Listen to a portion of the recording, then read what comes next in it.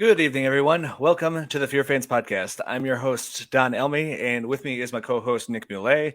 And so, summer is officially here, and so 4th of July just around the corner. I figured this time we should cover the original summer blockbuster that has a 4th of July feel to it, and it is, of course, Jaws, the movie that has terrified millions of people throughout the water or terrified millions of people from kind of going into the water ever since it was released almost 50 years ago.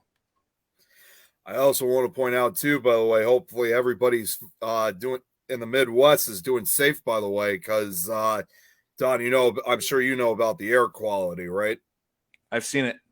Oh yeah, it's.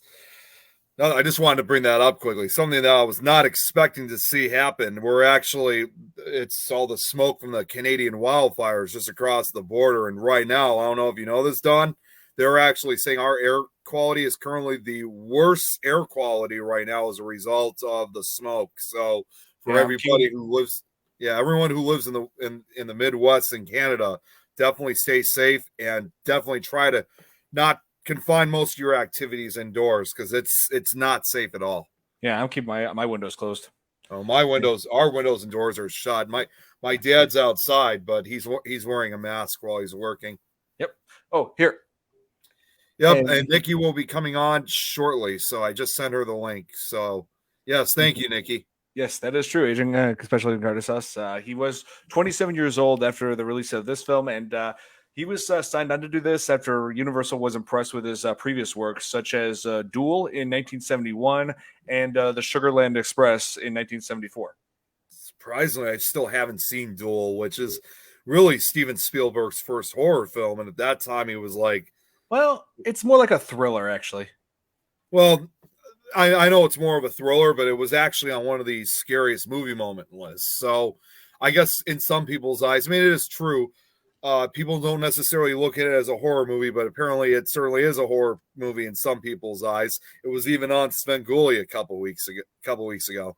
Oh, really?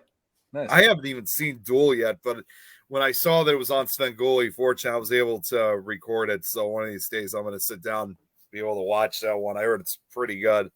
Nice.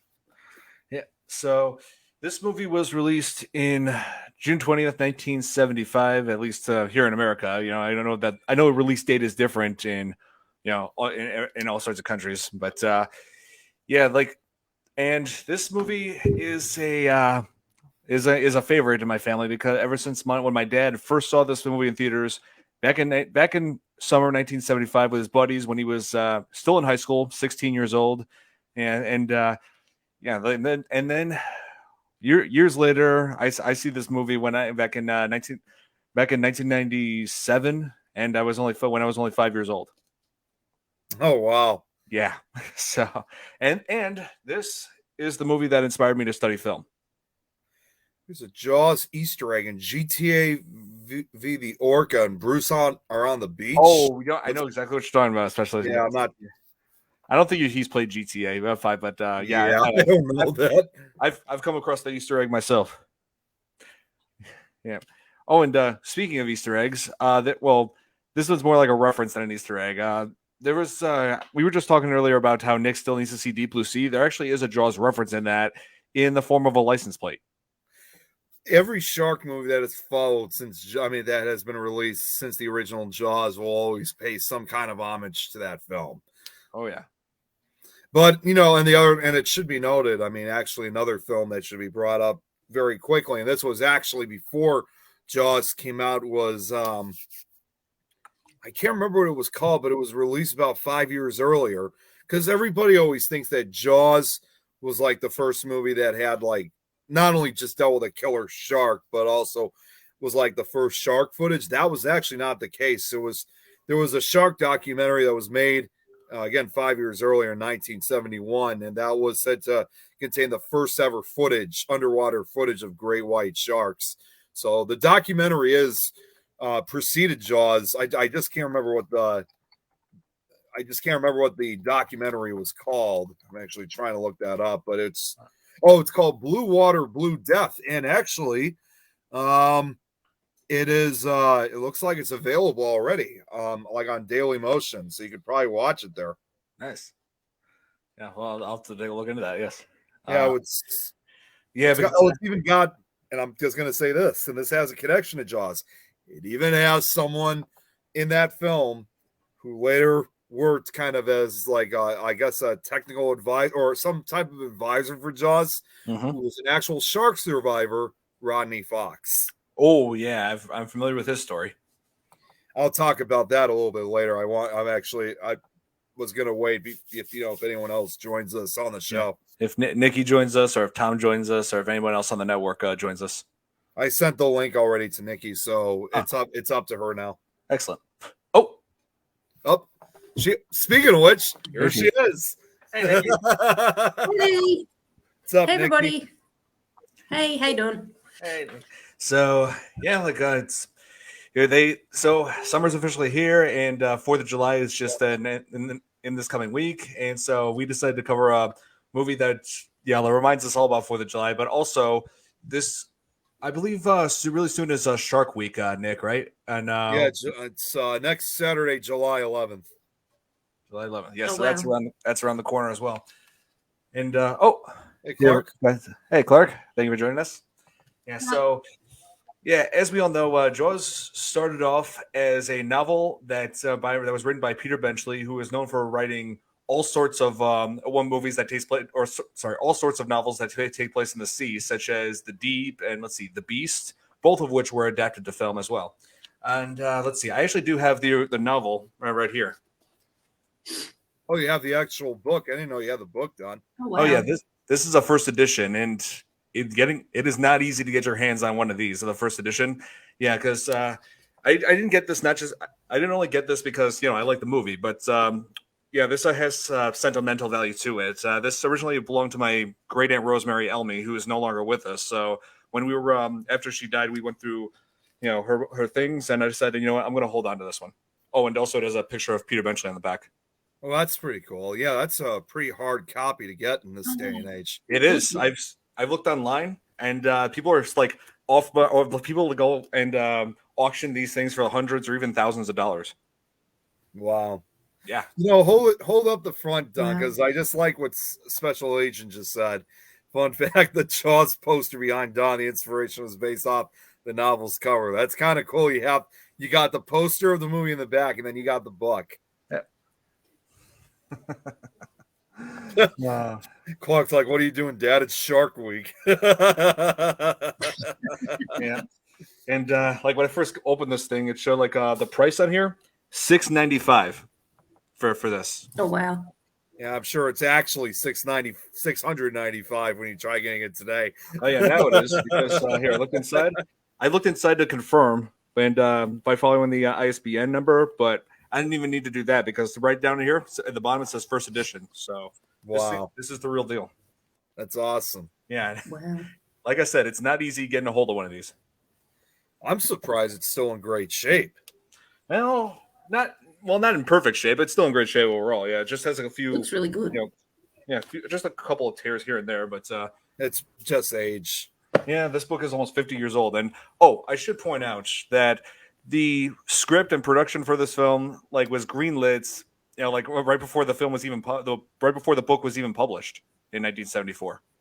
So, oh really? Yeah, they made a movie off of a novel that hadn't been released. Didn't know if the novel was going to be popular, but yeah, they were taking a lot of risks getting this film project off the ground.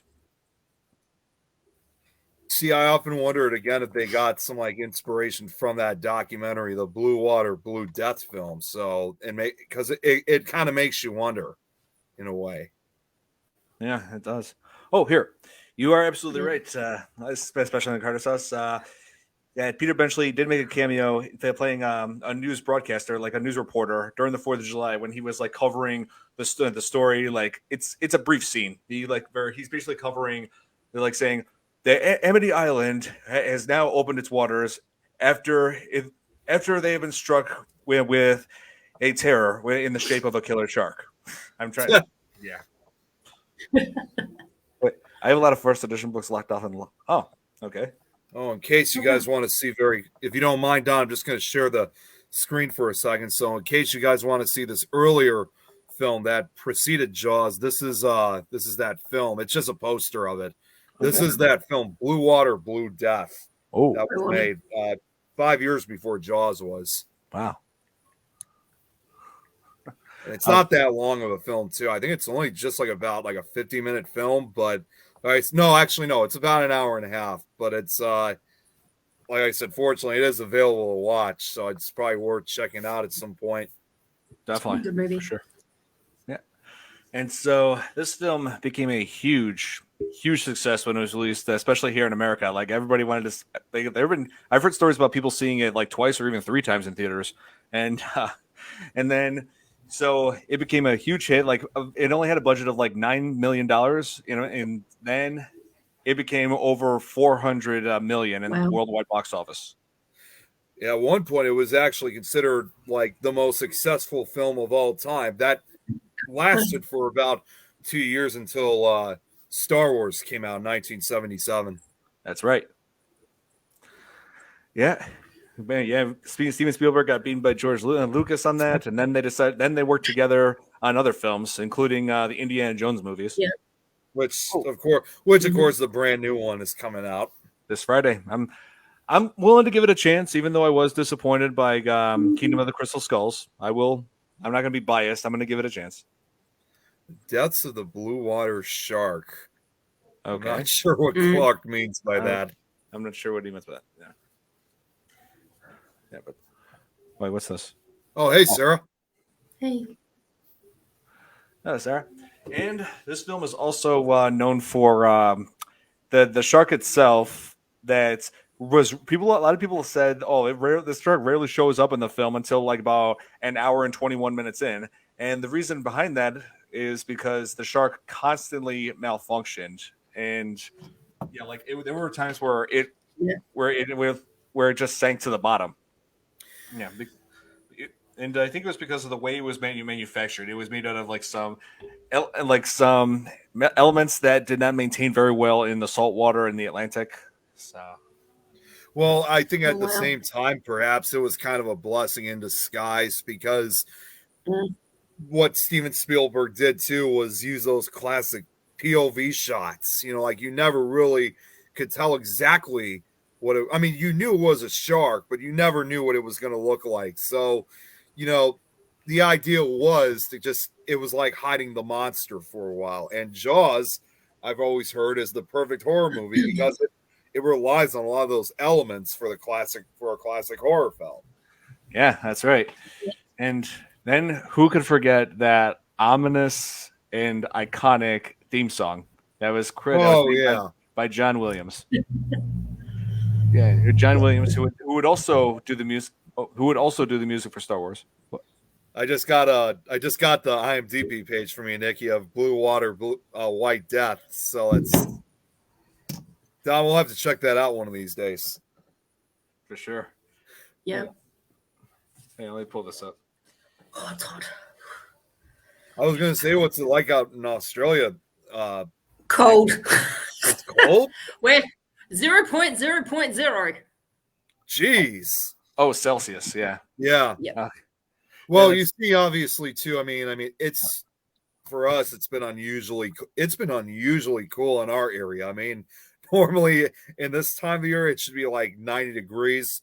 But I think honestly, again, because of the smoke from the Canada wildfires, I think it has something to do with the cooling. That's right. In the area, it's like down in the 60s or 70s. Oh wow. Yep. And yeah, when you said 0 degrees, when you said 0 degrees, I'm like, oh wait, no, that's Australia, so that means Celsius. The metric system.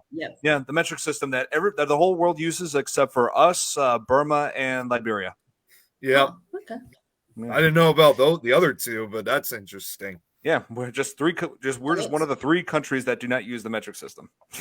That's something new. Oh, here, like a rocket just went to the bottom. Yep, that's right, Claire.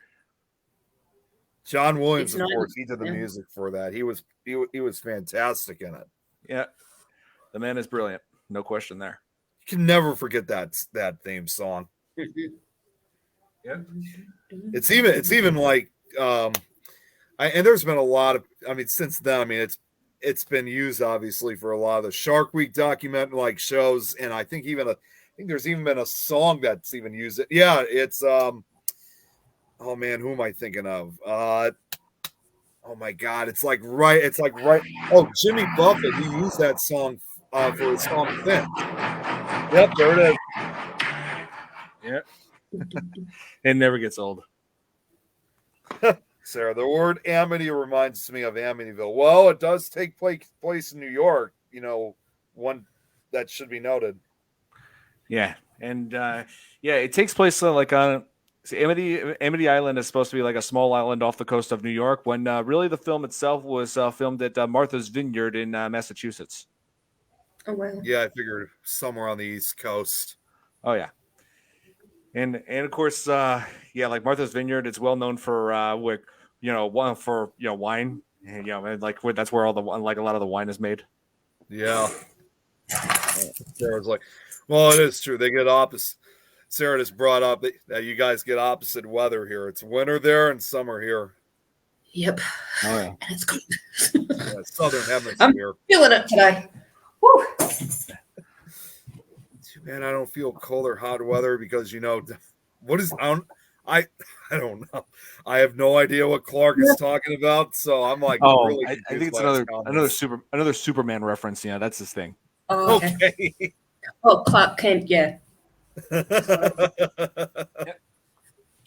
Oh man, but also weather did play a role in like the film facing issues. Yeah, like there were some days where they just had a rough time filming because like because of water temperatures and people on the beach getting cold. So yeah, there were says like the film like had its share of issues, not just because of the shark, and also there were some cast members that didn't get along. In particular, Richard Dreyfuss and Robert Shaw.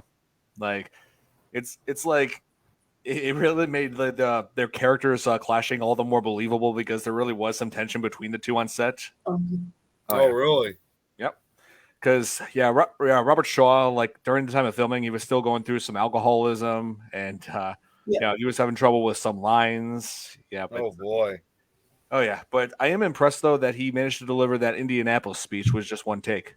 Oh yeah, that is like that's like one of the most notorious and best scenes out of that entire film. Oh yeah, it's where he describes when he was on the Navy vessel, the Indianapolis, the U.S. Navy vessel that delivered the bomb which destroyed Hiroshima in World War II. Yeah, and then when that ship got hit with Japanese subs, torpedoes, the ship sank, and the survivors had to deal with a whole new nightmare, and that is the sharks that are circling below them. Although the reality is, it's always to just be true on things. Though they supposedly say that they consider that the worst shark attack ever. Although 500 plus of those men died in the water. Now, those 500 men actually didn't die all from shark attacks. In fact, I think a very tiny portion of them probably were. It was said that the sharks inflicted most damage after the men died. Mm-hmm. And some of these recovered bodies were literally stripped to the bone. Yeah. So very gruesome sight. Yeah, the teeth on those sharks, especially great whites, are no joke. Well, in the Indianapolis, it wasn't great whites that attacked them. Oh no, I'm just saying like lots of the shark teeth are no joke, especially the great white. Yeah, I'm saying sharks in general is what I mean. Yeah. Well, in this case, like for the USS Indianapolis, I mean, again, another historical reference was that when these men were out in the water, there were actually four main species of large shark lives out in the open ocean of the Philippine Sea. So you had blues and silkies. They were the most common. They travel hundreds of miles in search for food. Makos are the fastest species of sharks in the world. They are known to jump as high as 20 feet out of the surface of the water. Also in those waters were some of the most aggressive sharks in the world, oceanic whitetips. Although they are now speculating there may have actually been a fifth species, and that was one of the most dangerous of them all, the tiger shark, which will literally eat anything it finds. And I mean, all 5 species have been known to grow over 10 feet long, and they're easily capable of killing humans. So, the great white may have not played a role in this, Yeah. but these other species in the singing of the Indianapolis was just as bad. Oh yeah, totally. Man. Oh, here, Lauren is saying, hang on. I think my next painting will be Jaws. Oh, check it out. All right, go for it. Go for it. One the shark movie that started it all. Oh yes, it started like the whole craze with sharks. It also started me studying film. Yeah, that's right. Jaws is the reason why I study film. Along with the documentary. Oh yeah, ever since I first saw that movie at 5 years old. I can't say I recommend that for every 5-year-old, but yeah, I was different from other 5-year-olds. Oh, Oh, Don. wow. Nikki, I just got your information here. So here's something in case you wanted to know, Don. Yes. Says here what Nikki just sent was November of 2021. The last fatal shark attack in Western Australian waters was in November of that year. Oh, Well, unfortunately, a 57-year-old man was killed by a gray white shark at Perth's Port Beach. yeah. Yep. Sarah's got a question for you, Don. What was it about the movie that inspired you to go into film? Just like the suspense of it, and like just the story, and overall just the shock factor that it played. You know, like because it's just like I never saw a movie anything like it before Jaws. Because when I was little, I was of course was into Disney stuff. All kinds of Nickelodeon and all all those things. The typical little kid things. Yeah, not saying that that stuff is just for little kids, but more specifically, I was watching programming, little kid programming that was from those channels. But anyway, so yeah, Jaws was the first like horror film I've seen, the first thriller, and I was just like I'm like hugely inspired to look at this film like as an art form, like to look at just the film just film in general, to look at that as an art form because my grandpa Don Elmy, who yes I was named after, he was he was a freelance artist. He inspired me to look at film in that way, like an art form. I remember him telling me, art is an expression, Donnie. Art is how creators really really bring their image to life, whether it's in a painting or on a screen. Oh wow. Yeah. I gotta show this one, Lauren. It's that purple dinosaur. Jesus Christ. I had a brain in it. He has Billy's got another question here. Was this Spielberg's second or third or fourth movie he directed? I thought it was like his second. Because I know he's directed more than he's directed more than 2 before this. Like the 2 biggest ones before this were Duel and Sugarland Express. But okay. I think this might have been his 4th or 5th film at the time. Let's see. So he was still in his late 20s at the time this movie was made. Like this guy from the get go, Steven Spielberg had talent. Oh yeah, he definitely did. Oh yeah, and like everything he put a lot of passion into just about all of his work, but this especially because this is what really boosted his career. Like it became Spielberg became a household name after this film, and right. Oh yeah, he even allowed his dog to star in it. Like the dog that you see inside of the Brody house, that was Steven Spielberg's real dog in real life. Is that right? I didn't know that. Oh yeah. Geez, we got a lot of questions coming in. Nikki, which shark movie did you find terrifying? This or Open Water?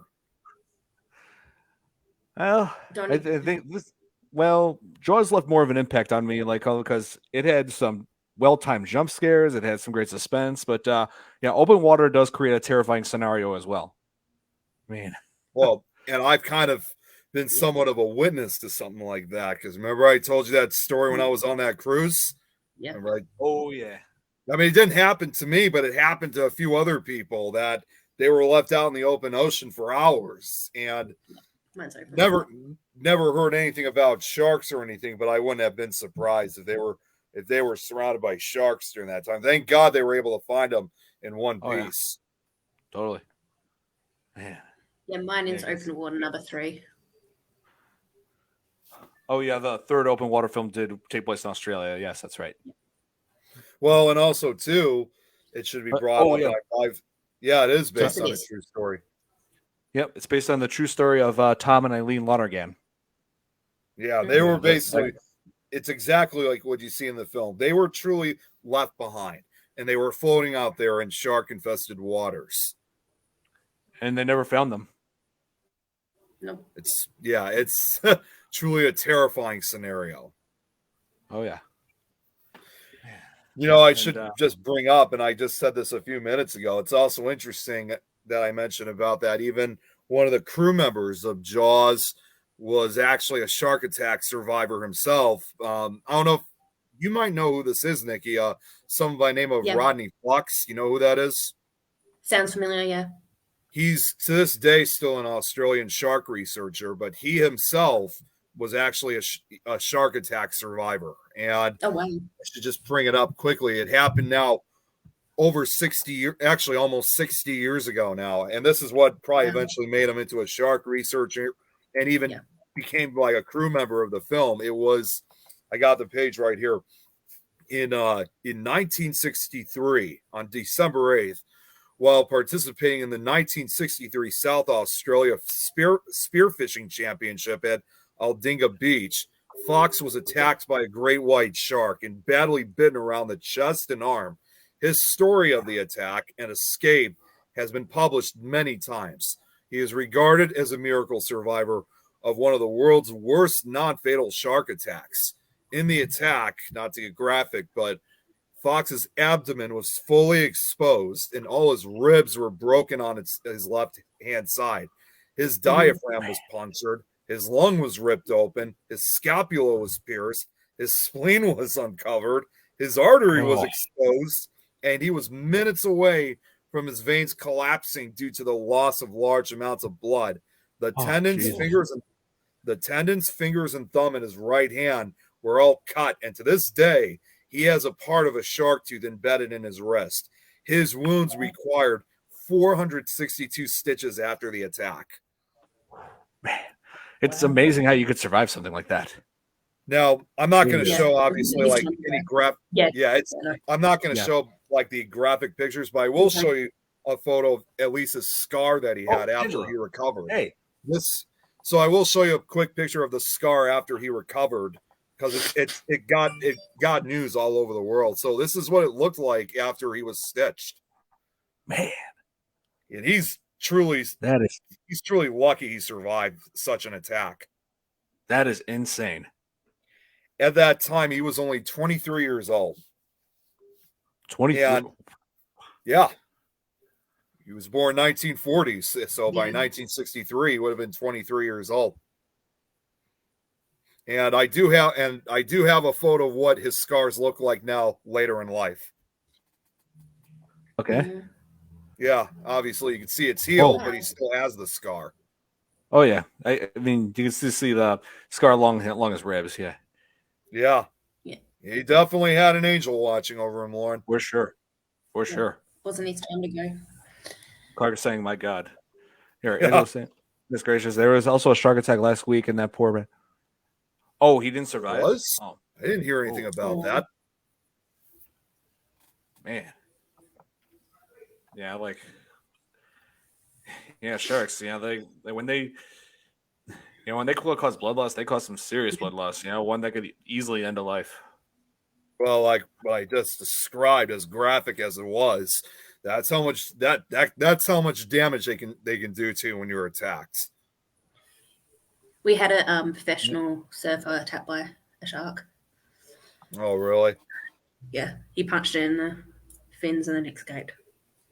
Oh, really? Yeah, I heard that's like one of the things you should do, like punching the fins. Yeah. Fins, yeah. Oh, yeah. Also, and another weak spot too is to go after its eye too, because it's very sensitive. Oh yeah. Yeah. Yep, that's its weakness. The eyes and the fin. I heard I was told that the gills are a weakness, but I'm not sure about that.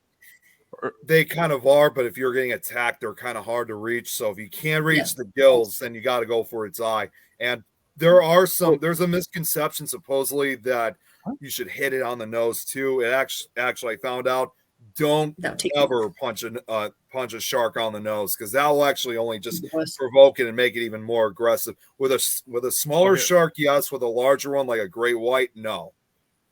Oh yeah. Here, Angelo, he sent me a message earlier. Angelo, I apologize. I was driving at the time, and my phone went off, and I didn't see that I got that notification. So, yeah, I apologize. I'll take a look at this when I get the chance. And yeah, because there's a law here that you can't look at your phone while you're driving. It's dangerous. Yeah, same here. Please don't do so- that. People, Yeah. don't. Yeah. Yeah, don't. I've seen too many reported cases on that to be very concerned. Please don't. Yeah. And let's see, what was I going to say? Oh, yeah, there was one famous shark survivor that I do know of is, let's see, her name was Bethany Hamilton. I'm sure you've heard this story, Nick. Yeah. Yep, who was, she was a teenage girl who was surfing, but then she had her left arm torn off by a shark. And even though they got a hold of the shark that did it, they couldn't reattach her arm. But this did not stop her from surfing. She continued surfing to this day, continued doing what she loved. In fact, let me pull up. I think I have a picture here. Hang on. Yeah. Oh, there she is. She's got screen. a picture of. She's got a picture of it done. Yep, this. Oh, hang on. Yeah, that's the same photo Nikki just showed. Yeah. So, and that's her. That's the surfboard she was attacked on. Yeah. You could really see that bite mark in it. Oh yeah. And she's got a movie I was coming actually out. I was actually just watching something on the news just like about a week or so ago. Here's the other thing too that should be brought up. They're actually saying sharks are probably are around us much more than we think when we're in the water, including the gray white. Because in this day and age, with what we got, like with all the drone footage and stuff, like when people take videos of over the ocean, the times when they shoot down from the ocean, and there's people in the water, they often find sharks swimming relatively close to them, and here it's actually kind of it's pretty much like that everywhere. Yeah, it should be agreed. But there's actually drone footage of people who've been in the ocean water, and there's actually gray whites that actually just swim by, and the person never even notices. So, like I said, they're a lot. I think they're more around us much more than we originally believed. Yeah. I mean, shark. Yeah. Sorry, that was me. Oh, okay. Yeah, Soul Surfer. Yeah, they actually did make that into a movie. They adapted that to film, the movie Soul Surfer, back in 2011. It starred the girl who played Violet Beauregard in the Tim Burton remake of Charlie and the Chocolate Factory. Yeah, she was in that. Really? Yeah, I'm trying to remember that girl's name. What was it? Oh yeah, Anna Sophia Robb. That's her name. Got it wrong. Yeah. When I think about the movie, I think about Bridge to Terabithia, and oh god, I don't want to see that movie again. It's super sad in the end. I've seen that movie, but not that version. Yeah.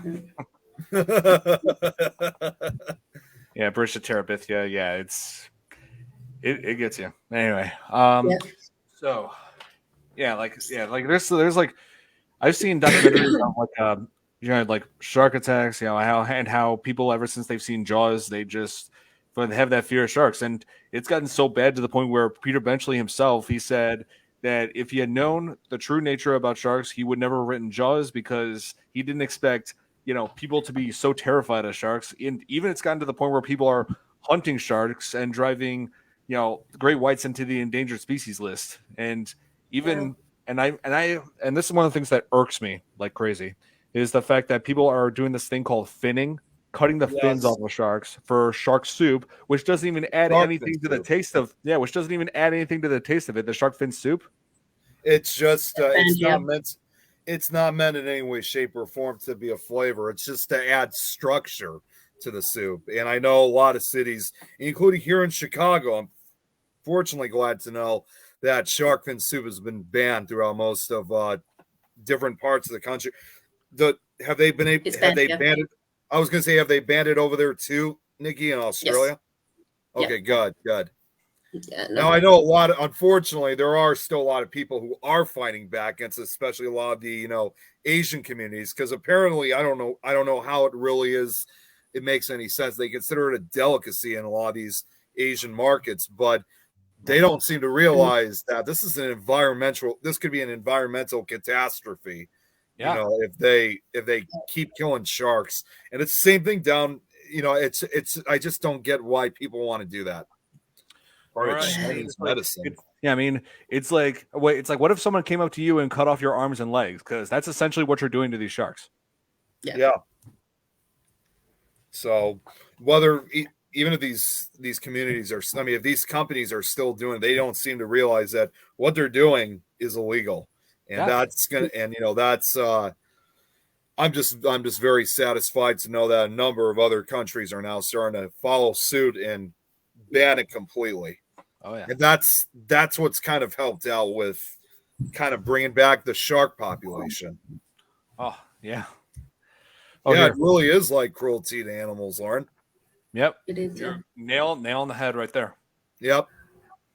Because That's all they actually- do is they just cut the fins off, and then I've seen it on Shark Week. They just throw the body back into the water, and without their fins they can't swim. So basically they're drowning and bleeding to death. Exactly. Yeah. They just leave them to die.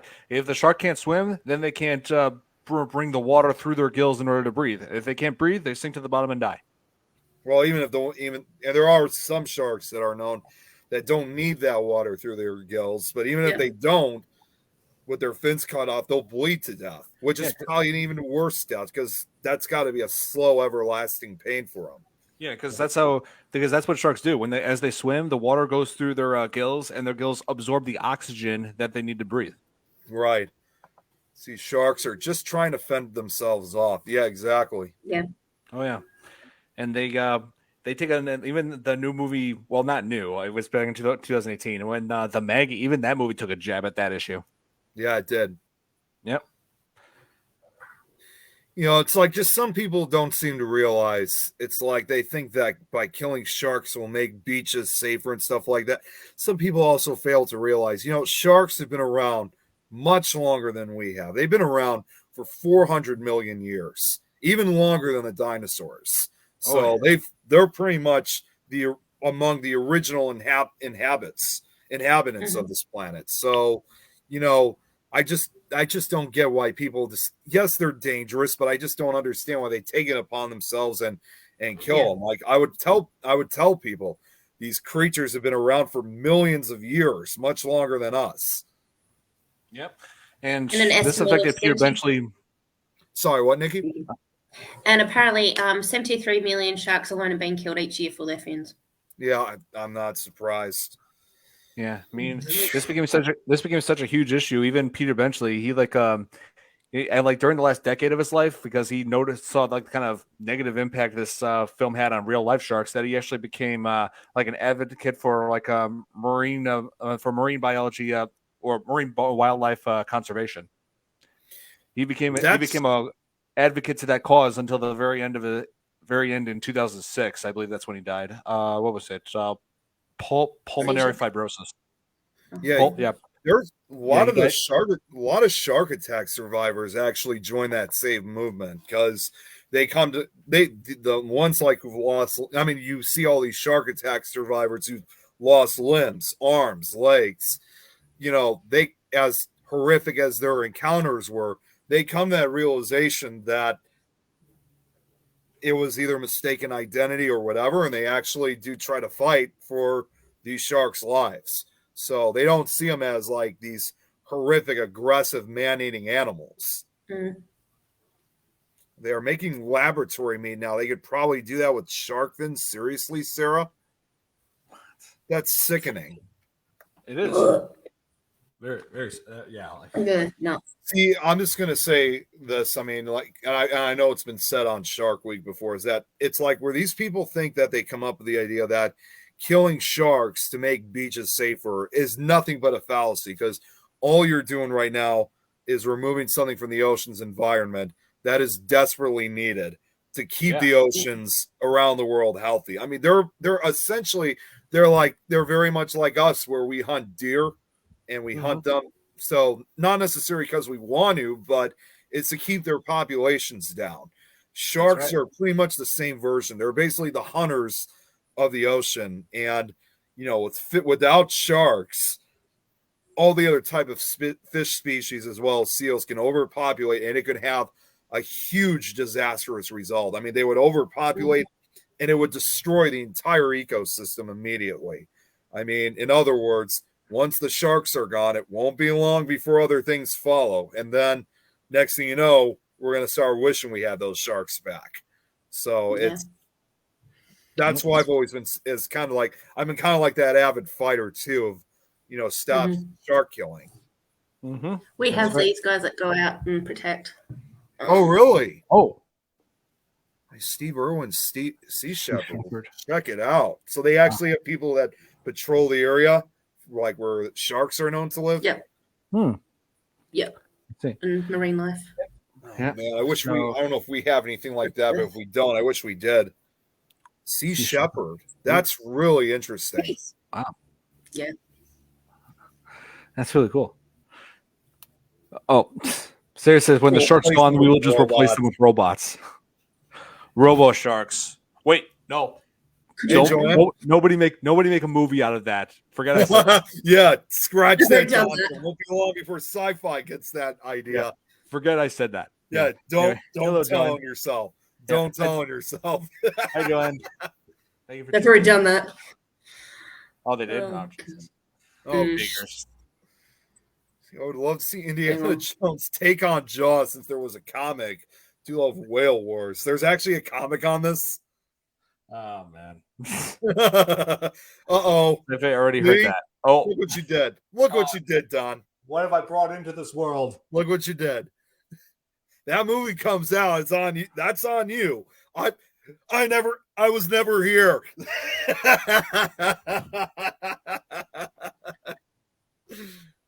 Oh, man. But, yeah, so Jaws did really well, not only financially, but also in the Academy Awards. It won 3 Academy Awards. So one was for the best original score for, the theme song. That and crazy thing that the theme song when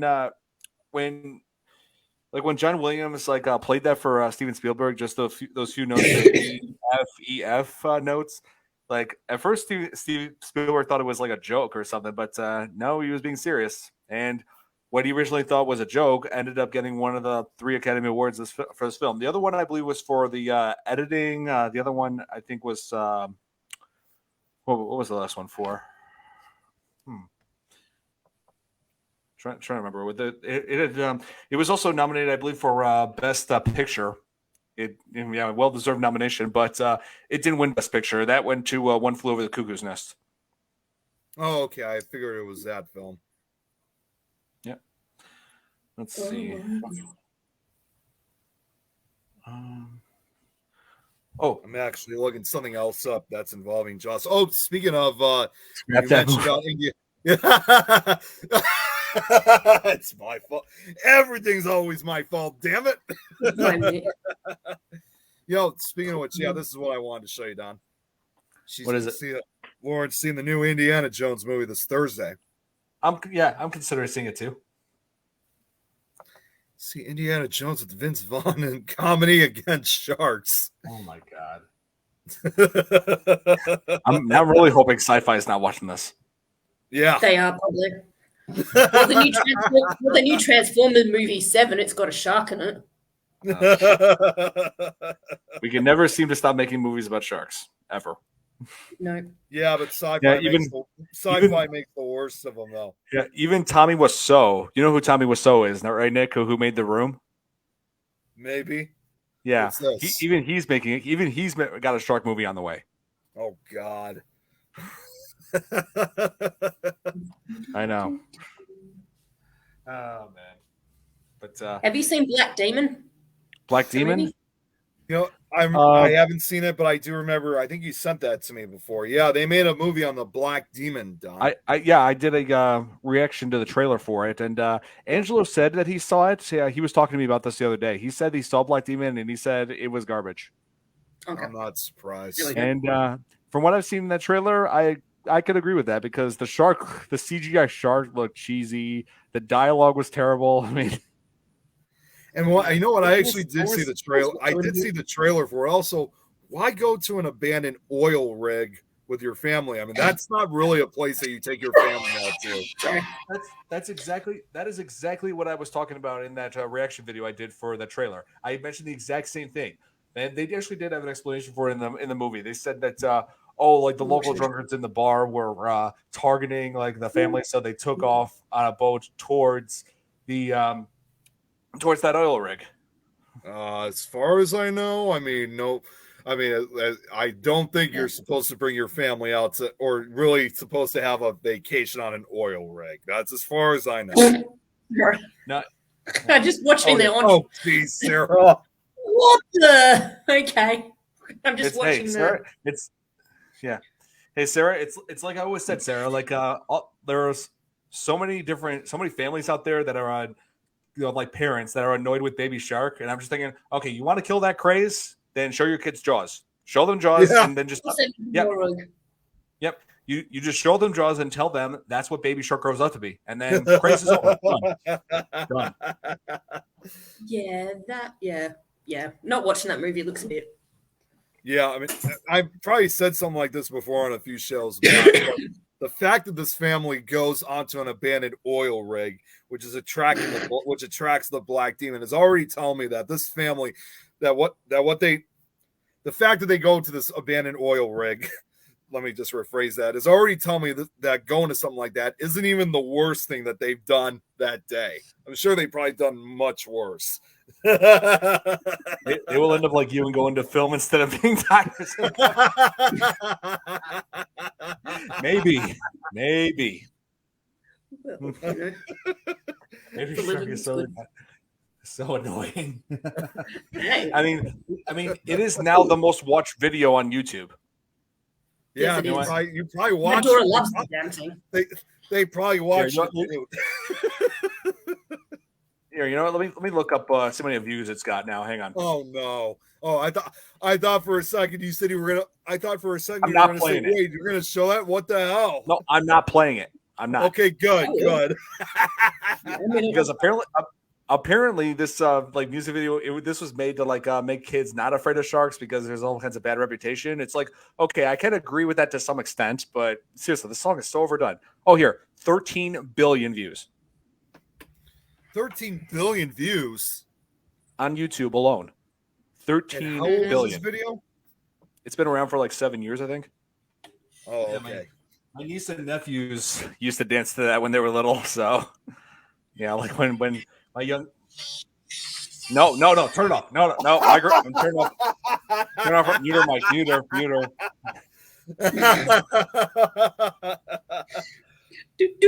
Oh man. God. Baby Shark to put your child to sleep. Oh God. I can't see that.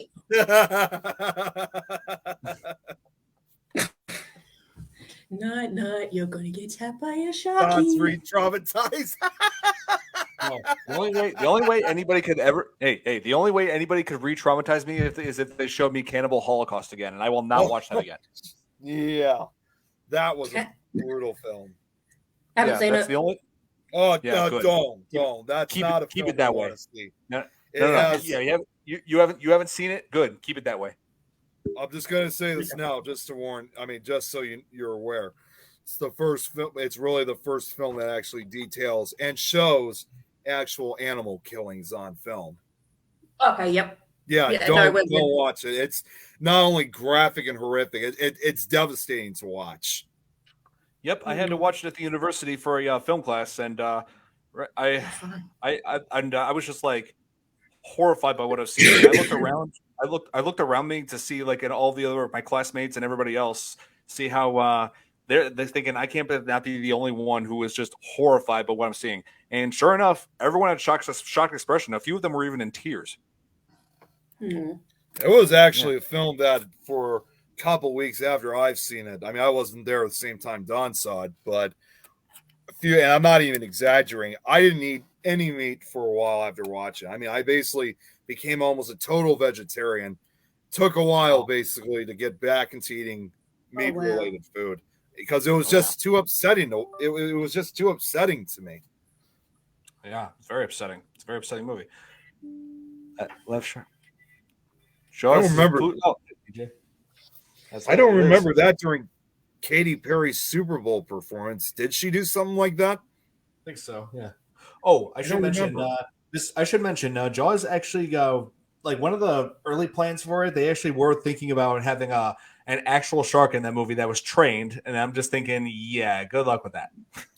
Well, they did have some real shark footage in the movie, and I think I might have talked about this before. I'm talking an actual shark on set. Oh, on set. Okay, yeah. It's like, yeah, good luck with that. Especially if you're dealing with a great white. I mean, I've never really heard of that many great whites really being trained, even in an aquarium. I don't even think they really take in great whites. I mean, at least as far as I know, because they often usually focus on other species. Because, well, first things first, they're so big. They're just like they're giants. They're so big that I don't think really any aquariums can really hold them. So that's why I think they usually go for a lot of the smaller sharks. I mean, I think the largest one they've ever really had are tiger sharks. Yeah, that's right.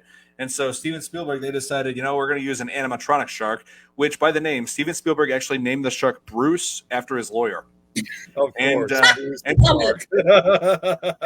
And also before I even mention it, yes, Bruce is actually this was actually the inspiration for naming the shark Bruce in Finding Nemo. Yep, I figured, and because that is a great white shark himself. Right. Okay. Yeah. Great whites die in captivity. That is very true. No one's ever been able to keep one alive in captivity. It's just never been done. It can't be done because I imagine they die from the stress of not being able to have the vast open ocean to swim through, because that's where they spend their lives, traveling miles and miles across open water. And if they're in a confined area, I mean, no, that's not even remotely possible to keep alive. No.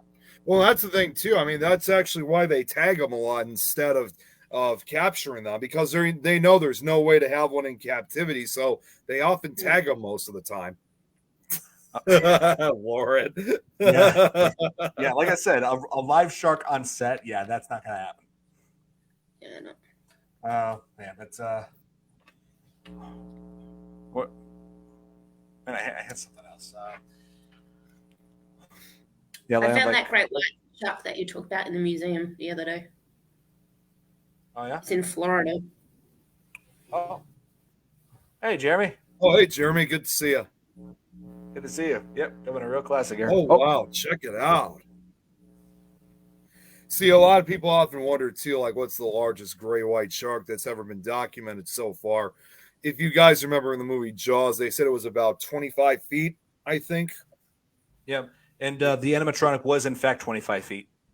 Yeah, so far in reality, there hasn't been a shark, at least not yet of that size, but there has been one that's come very close, because a lot of times these sharks gray whites usually grow anywhere from 13 to 18 feet long, 19 feet long.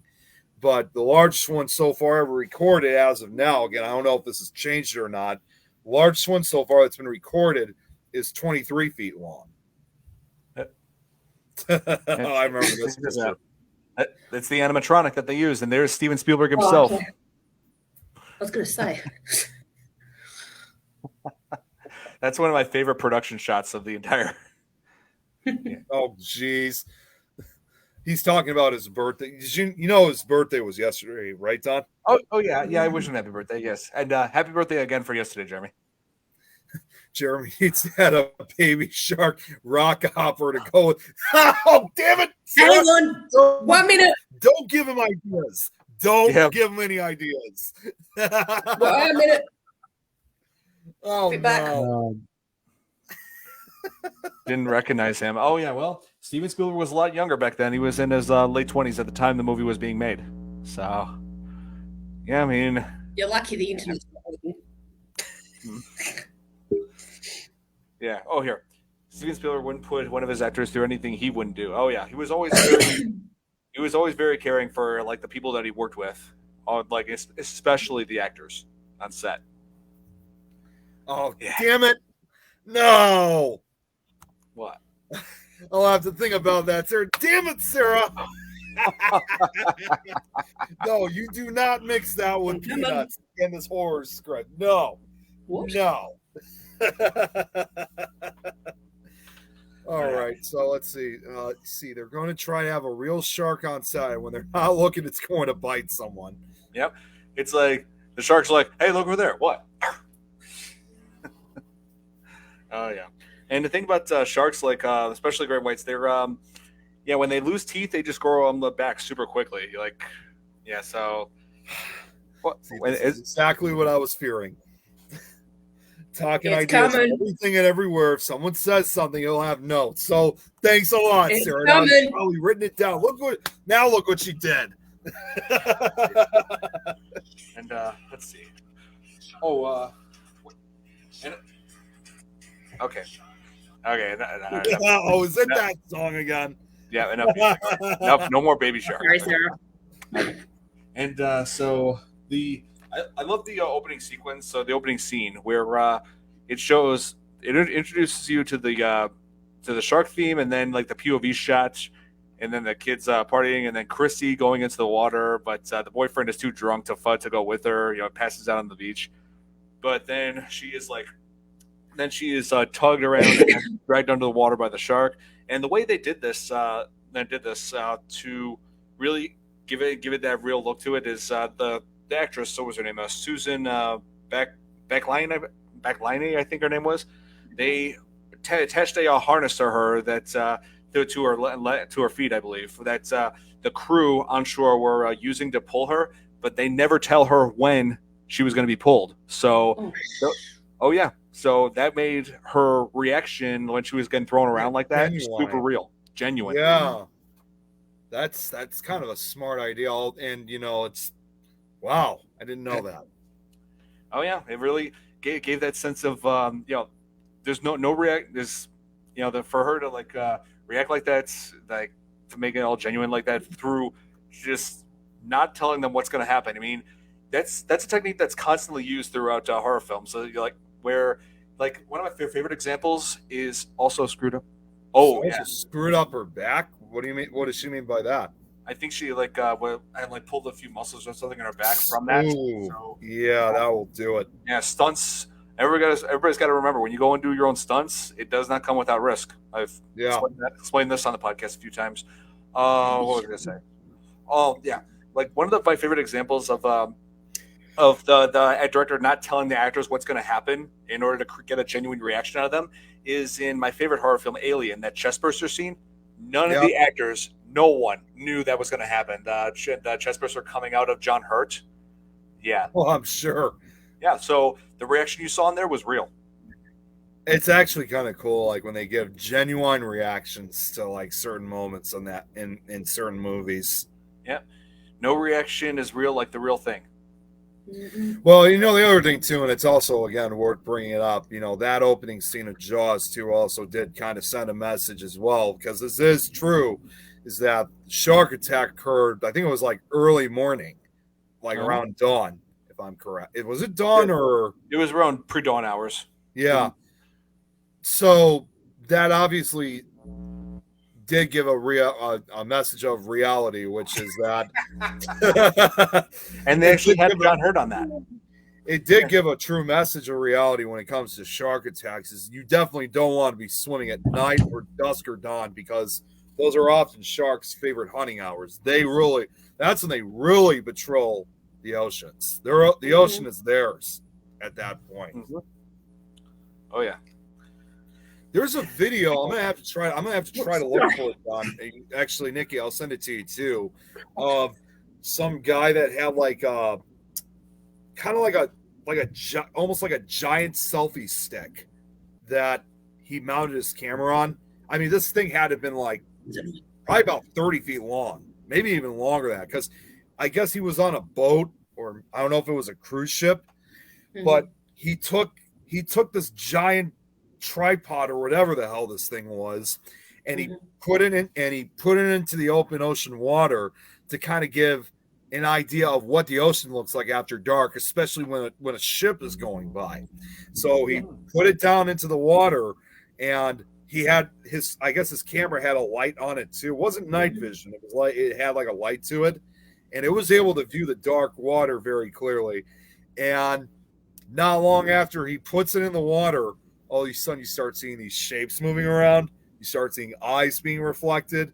And as they got a little closer and a little closer, you could tell immediately that those are sharks. Peekaboo. Yeah, it's really like a peekaboo moment, but that's clear evidence to show that they take over and control the ocean at night. So it was actually kind of cool to see, because you always wonder what it's like in the ocean after dark if you're on a boat or something. This guy actually managed to provide that POV shot of like, and when I saw it, there was so many of them, like big, small, different species. You could see even on the top of their fins, like literally in the dark. So it was quite a smart move that he made. Oh yeah. And the camera, fortunately, was like firmly attached. So like it's not like he lost the camera. He was able to have it, keep it on without losing it. Oh yes, this Don you should know about. Yeah, Greg's gonna be doing this show for five nights a week, which I'm really excited for him for that. Oh, it's gonna be a 5 and like spending it at Freddy's. 5 nights at Freddy's.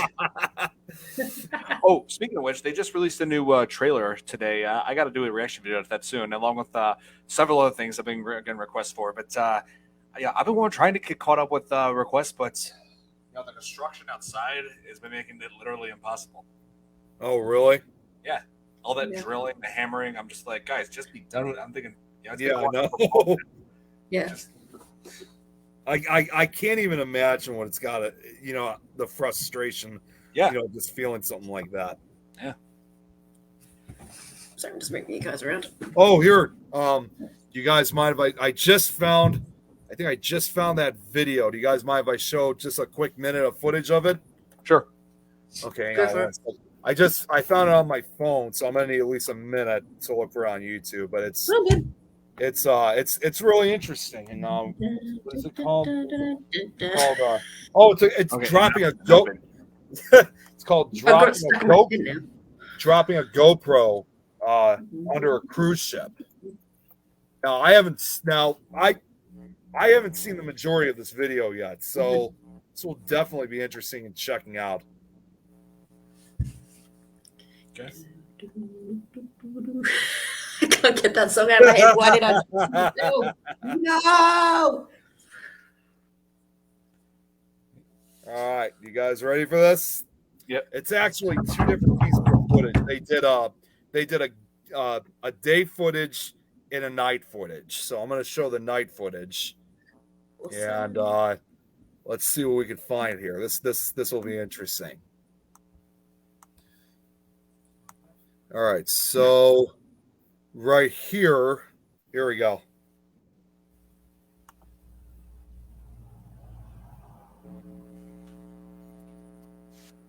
So this is a GoPro. This is the footage I was saying. The GoPro. It's underwater.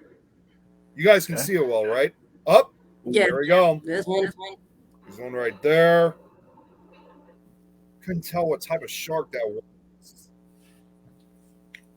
A lone fish there. Wouldn't that be cool if like a shark just jumped up on screen and grabbed that fish? I mean, I got GoPros. I'd be able to do this myself if I wanted to. Yeah. Oh, yep. There's one out in the background.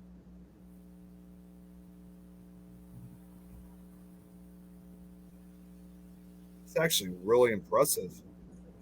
Mm-hmm.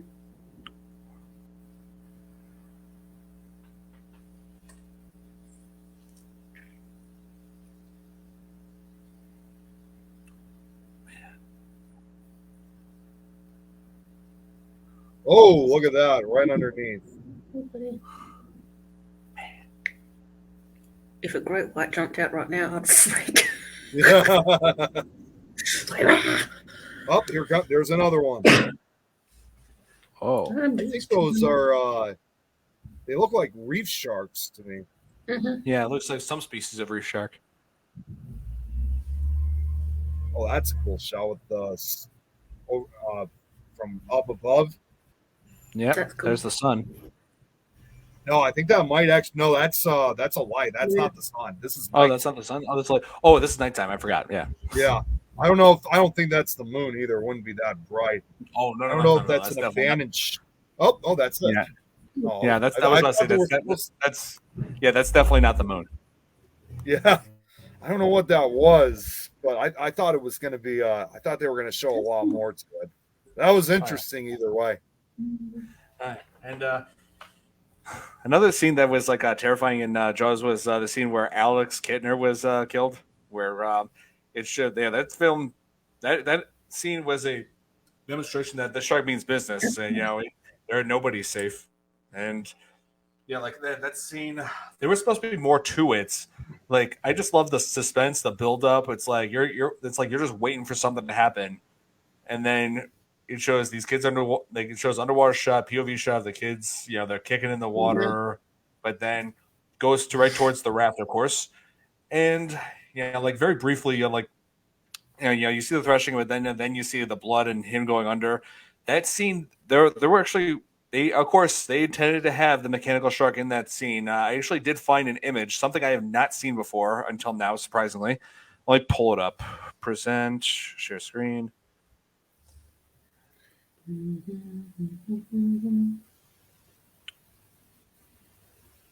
while you're looking that up, it should also be worth Nick, it's up. Oh, it is see up. it? Sorry. Oh, it's right there. See, I was on another page. I'm sorry. Wow. Yeah. I know, like this was unused footage, obviously, but yeah. And my guess is that when they were having the shark do this, it just malfunctioned and sank to the bottom, like it typically did throughout the production. Now, is there actual footage of it, or is it just photographs? I believe it's just production shots. I wasn't able to get a hold of any footage of it, unused footage. Do they learn that music comes on? Get out of the water. Yeah, that's right. Whenever you're in the water and you just hear an orchestrational suspense theme, when you hear an orchestration like suspense music, just doesn't matter where it's coming from. If you hear it, you get out. that music actually, what was it? Director Rob Reiner, who was in a horror documentary, actually talked about that music at one point and said, that music is what's such, a big memorable moment. It makes you start thinking, uh-oh, get out of the water immediately. Yeah. It's like, how crazy would it be, like, if you're in the water and like you start hearing that music? It's like seemingly coming from out of nowhere, and you're just thinking, "Oh God, okay, I gotta get out now." Lauren said that she's gone snorkeling using a GoPro. Sweet. Yeah, it'll be like. I've been in your pool, Nick, with that GoPro. Remember that? Yeah, I remember that. There's I actually remember this video. It's been a number of years now, and it is kind of scary at first, but then you kind of breathe a sigh of relief once you find out what exactly it is. There were two scuba divers. I don't remember where it was. They were scuba diving. They were out in the open ocean. And one of the guys was wearing a GoPro. And, obviously, all you just see around him is just the other guy and nothing but open ocean. At one point, he turns his head to the side, and all of a sudden, this huge face goes literally like right at the camera. And you can hear him screaming, and it's actually fun. And then you find out later on, thank God it wasn't like a great white. It was actually a whale shark, which, a harmless species. Yeah. A harmless one, but there's this giant face comes right at the camera, and you can hear him screaming like crazy, like, ah!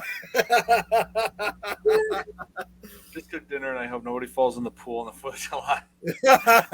It's gonna happen, Clark, regardless. People fall in the pool like all the time. What do you think of the photo bomber? Oh, yes. The photo bomber. Oh, yeah. Let's see. What was I going to say? Oh, yeah. Like another. Like what are some scenes that you consider terrifying in Jaws? Well, like what scenes scared you guys the most? Are you asking both of us or each? Everyone. I'm asking both of you. I'm asking the audience. Just everyone. A lot. I guess I could start off with this part. Always made me jump. It wasn't necessarily with the shark itself. It was when Richard Dreyfuss was investigating that boat that was turned upside down, which was believed to have been caused by the shark as well. And while he found a shark tooth, all of a sudden that corpse comes out. It's missing an eyeball. And that music, I'm not sure why, but I always forget that scene, and it scares the hell out of me every time. It probably will this Saturday when we watch it. And that body was supposed to be Ben Gardner, one of the local fishermen that Richard Dreyfuss had crossed paths with when he arrived in Amity. Yeah, Ben Gardner, like he was the one that said, "Hello, Beck, young fellow, how are you?" Yeah, that was him. And so, here, Steven Spielberg actually kept that prop, that severed head, like in his office for quite a while. But then Universal said, "You know what? Here, give us the head. We'll just keep it displayed here in our park at Universal Studios." Well, they probably made the right choice because eventually that prop would have eventually fallen apart. That is called zombie underwater. Mine's probably the same as Nick. Yeah. Pond attack. Oh yeah, Pond attack is pretty terrifying as well. Hang on, you know what? I think I have like a more unused footage from there, like a production shot, I guess it was of mechanical shark footage that didn't fall through with the final cut. Here, let me pond attack. Let me look. I could have sworn it was another production shot. Oh wait, yep, I found it. Let me open that tab. Yeah, this was also not seen in the movie here. Hang on. See, Sarah was asking the same thing I thought we were going to be talking. She's asking where were we supposed to discuss Jaws too? Yeah, because I remember you were saying, Nick, that we should just cover the first Jaws movie since it's about to be 4th of July, and this movie has a 4th of July kind of a feel to it. It does. Yes. So I decided to go with that. Yeah, and there is something else I should. Oh, what is that? Another prop of it, or? Yep, wow. That's another production. That's another production shot from that pond scene. That would freak me out, I think, if I didn't know that it was. See, what's really cool, and it should be worth bringing up, is that in addition to the prop they used, and I probably talked about this on another show previously, was they did use some real shark footage, which was as a recap. I mean, Nikki, obviously, I think I told you that they actually shot that footage off the coast of Australia, and the scene when Richard Dreyfuss, who's in the shark cage in that movie, when they shot the real live footage, that was actually somebody else in there, and their intention was to shoot him from far away so people didn't know it was him, but also to try to get shots of the sharks when they split Jaws in his dental checkup. Smile. But yeah, they try to get those close-up shots of the sharks closer, like to the bottom than they were to the cage, because it was to give that impression that the sharks were ginormous, like basically almost larger than life in a way. So, and that was a pretty smart move they made to give that impression. Oh, I wanted to mention one last thing about the pond attack. Like all those extras, where they had like a whole bunch of extras that just came on for that one scene, for like to shout, "Oh my God, shark! Yeah, the water!" and all that. They were paid like about $50 or $60 for that, just to be there for that. Yeah. Really? Yeah, I imagine now that with the movie becoming a huge box office success, they were probably thinking, I should have asked for more. Yeah. Another thing that should be brought up, since you mentioned about 4th of July, Don, I think it should also be worth bringing up kind of the true story behind Jaws too, because most people don't seem to realize that Jaws is loosely based on a real, not just on the USS Indianapolis, but a real shark event that inspired that film. And that's undoubtedly the Jersey Shore attacks of 1916. Yeah, that's right. So go ahead, Don. Yeah, I was about to say, there was some striking, some details that had like some striking resemblances to what we see in the movie. You know, like they had people going to the beach. You know, kept the beaches open despite the shark.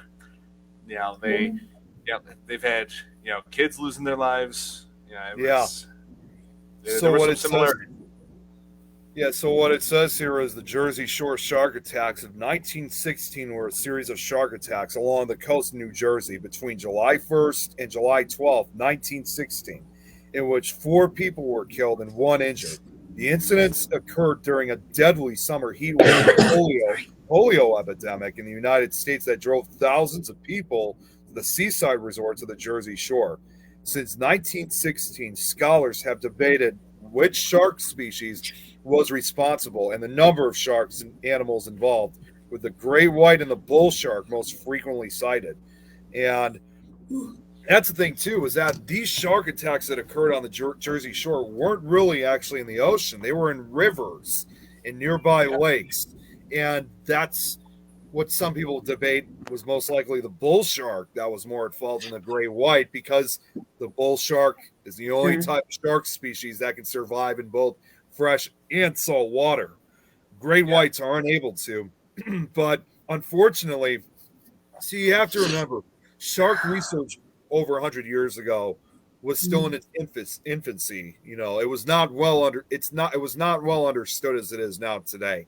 And a lot of the early shark scientists back in the days actually truly believed that all other species of sharks were harmless. People thought if you were in the water with them, you were safe. They actually believed that there was only one type of species of shark that was considered the true man-eater, and that was undoubtedly the gray white shark. They thought that was the only one that was considered dangerous.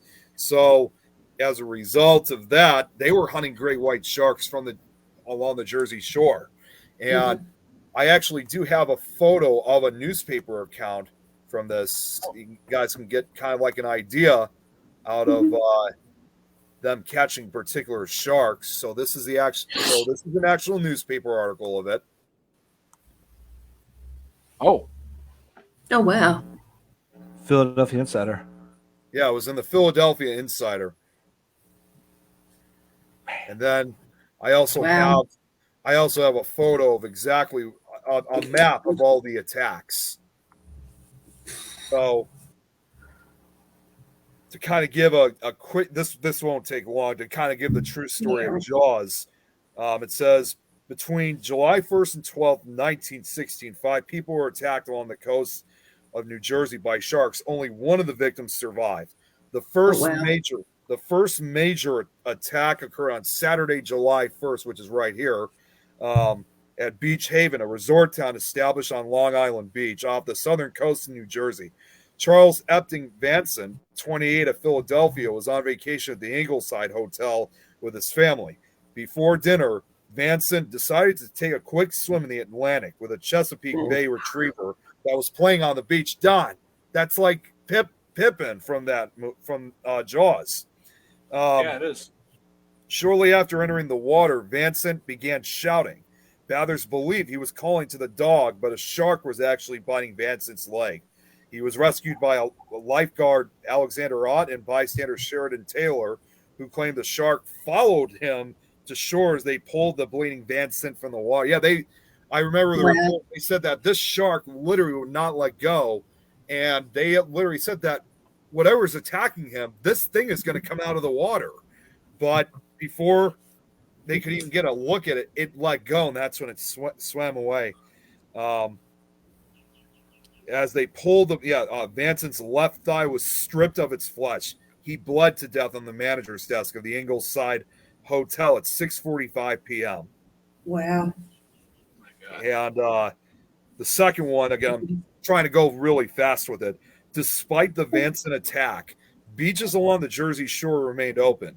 Sightings of large sharks swimming off the coast of New Jersey were reported by sea captains entering the ports of Newark and New York City, but were dismissed. The second major attack occurred on Thursday, July 6th, at the resort town of Spring Lake, New Jersey, 45 miles north of Beach Haven. The victim was Charles Bruder, a Swiss bell captain of the Essex and Sussex Hotel. Bruder was attacked while swimming 130 yards from shore. A shark bit him in the abdomen and severed his legs. Bruder's blood turned the water red. After hearing screams, a woman notified 2 lifeguards that a canoe with a red hull had capsized and was floating just at the water's surface. Lifeguards Chris Anderson and George White rowed to Bruder in a lifeboat and realized he had been bitten by a shark. They pulled him from the water, but he bled to death on the way to shore. According to the New York Times, women were panic-stricken and fainted as Bruder's mutilated body was brought ashore. Guests and workers at the Essex and Sussex and neighboring hotels raised money for Bruder's mother in Switzerland. That's just absolutely insane. That's insane. See. That's nuts. It is. But, DJ. There's the next 2 major attacks took place in Matawan Creek near the town of Keyport on Wednesday, July 12th. They both occurred on the same day. Located 30 miles north of Spring Lake and inland of Raritan Bay, Matawan resembled a Midwestern town rather than an Atlantic beach resort. Matawan's location made it an unlikely site for interactions between sharks and humans. When Thomas Cottrell, a sea captain Matawan resident, spotted an 8-foot-long shark in the creek, the town dismissed him. Around 2 p.m., a group of local boys, including young Lester Stillwell, only 11, were playing in the creek together. One of the boys had brought along his pet dog, which was swimming with them as well. At an area called Wickoff Dock, they saw what appeared to be an old black weather-beaten board or a weathered log. A dorsal fin appeared in the water, and the boys realized it was a shark. Before Stillwell could climb from the creek, the shark pulled him underwater. The boys ran to town for help, and several men, including local businessmen Watson Stanley Fisher, 24, came to investigate. Fisher and others dived into the creek to find Stillwell, believing him to have suffered a seizure. After locating the boy's body and attempting to return to shore, Fisher was also bitten by the shark in front of the townspeople, losing Stillwell in the process. His right thigh was severely injured, and he bled to death at Monmouth Memorial Hospital in Long Branch at 5:30 p.m. Stillwell's body was recovered 150 feet upstream from the Wickoff Dock on July 14th. And finally, the 5th and final victim, Joseph Dunn, only 14, of New York City, was attacked half a mile from the Wickoff Dock, nearly 30 minutes after the fatal shark attack. So actually, no, I take that back. There were 3 after the fatal attacks on Stillwell and Fisher. The shark bit his left leg, but Dunn was rescued by his brother and a friend after a vicious tug-of-war battle with the shark. Joseph Dunn was taken to St. Peter's University Hospital in New Brunswick. He recovered from the bite and was released on September 15th. He was the only one to have survived the attack. All the others. Wow. So that's the true story behind Jaws. Jesus. Yeah. Yeah, they actually did make a movie out of that, 12 Days of Terror. Yeah, they did. It was a TV film. I haven't seen it yet, but I believe it had John Rhys Davies. I know him. He's also Indiana Jones movies. Yeah, he played Sala in the Indiana Jones movies. I believe he's reprising his role in this one. Let's see. He was also Gimli in the Lord of the Rings movies. So I've seen him. I've seen him and do some good work. Let's see. Oh, let me catch up in the comments.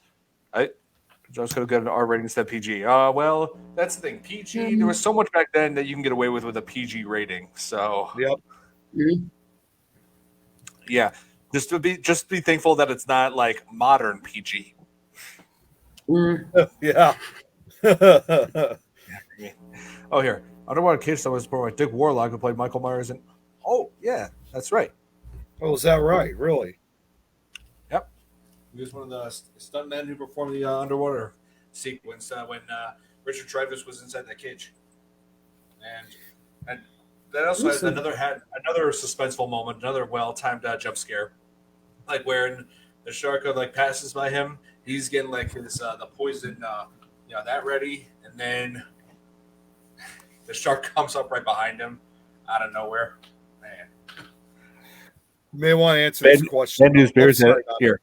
Yeah, Bad News Bears had a PG rating. Yep, that is absolutely true. Yeah, you look at movies like this, it's like they had, like not as the kind of standards we have as far as rating movies today. Like, Jaws has the exact same rating as Frozen. Yeah, that's Really? right. Yeah, it does. Yep. At least here in America, we have the MPAA rating system. So, Okay. Well, yeah, what's like here, I was going to ask, what's the ratings? What's it called over in Australia, Nikki? I've often wondered what it is over in Australia. GPG M15 plus, R15 plus, RA plus, and then it stops. Interesting. Yeah, because I know it's different in other countries, so I'm always curious about that. Yeah, it depends where you are, basically. It's R-rated for us. So DJ was asked this. You may want to answer this one. I pretty much know the answer for this. Yes. DJ, on the 4th of July, we're not going to be we're not going to be doing the Fearfans podcast on that day because it's 4th of July. All of us Americans are going to want to be out there celebrating. Nobody's going to want to be. I was going to tell you that too, Nick. We won't be able to be on for next week because it's 4th of July, and there's just not going to be enough time. Not to mention too as well that unless the only type of audience we would even get from 4th of July would obviously be people from other countries. Not many. In other words, not too many people from America are going to be watching. Yes, everybody's going to be. We're celebrating America's birthday. So yeah. And you know what? Believe it or not, there actually is another country that celebrates 4th of July as well, and that's Denmark. Did you know that? Wow. You guys know that? Yeah, Denmark, despite being a European country, they've been doing that for over almost 120 years. I think since 1909. So it's the only other country that celebrates the 4th with us. Mm-hmm. Oh, here. Babyface Thumper said G, PG, PG-13, and R. Okay, so they have the same kind of rating system that we have in Canada. Yep. Yeah, and, same in the U.S. Yep, because I do have this right here, VHS. I'm sure you're familiar with this. Somehow I got like a Canadian copy of it. It's like you can tell right here. Like there's a Canadian rating down here. Yeah. Yeah, like I can tell like this wasn't the same as American, but it's like not that I have issue with it. It's just that I thought it's interesting how they sent me a Canadian version of the copy. Mm-hmm. But VHS. That's another one we got to cover. Yeah, I love it. I love anthologies. Well, don't forget too, Don. Of course, I know it's still June technically, but just a few months from now, we'll be seeing a lot of anthology stories because I'm still going to try to get my stories up for this upcoming Halloween season to have them broadcasted. I mean, we've already watched a few of them, but I'm actually going to be. So I don't want to say this fully, but there's going to be kind of a marathon that's going to be happening real soon. I don't have the intention of just doing this on Things Network. I'm actually trying to do this on the other networks I'm a part of as well. Okay. But I'm just going to say we're going to be seeing an anthology marathon happening real soon. But it will understandably only be broadcasted when there's no shows in progress. Like essentially, they're going to be kind of like the commercial breaks. It actually will help keep the networks running when there's no shows that are running. Yep. Yeah, DJ. Again, we're not going to be covering it on the 4th of July, though. No, we won't be. No, we're not going to be on the air. No. Let's see. Greeks, Romans, and Spartans. Okay. What are you talking about? Are you trying to tell us something, Clark? I do not know what's going on with you. Speaking of anthologies, Nick, one that we definitely got to cover on Halloween or around Halloween season is this. Oh, yes. That's a great film. Super treat, yeah. Oh, yeah. You know, when I was working at I don't think I ever told you, Don. I should have had you come out to this when I was still working at Spirit Halloween, but we had an animatronic of whatever his name. I already forgot his name. Jason. Yeah. We had an animatronic version of him. Nice. I should have had you come to the store when I had the chance. What is the next movie? I'm trying to decide either Deep Blue Sea or The Meg, because the Meg 2, The Trench, is going to be coming out next month or not next month, in August. Well, you know, actually, Don, I don't even know if I told you. I got some of our local friends like Rochelle and whatnot. They want to watch that movie at some point with us next couple weeks. Who does? I'm sorry, Rochelle. Rochelle. Oh, okay. Yeah. Wait, what, Sarah? Hang on 1 second. I got to see this question. Is Jack Skellington worried? Oh, that's. Oh, you know what? Sarah just brought up something. You know what that means, guys. I got to show you guys what Jack looks like now. It's been a couple months. Well, I mean, unless you have anything else you want to say, I usually save that for last. So if there's anything else you want to bring, we can save it for later. It's okay. Yeah, it's fine. We'll save that before we end the show.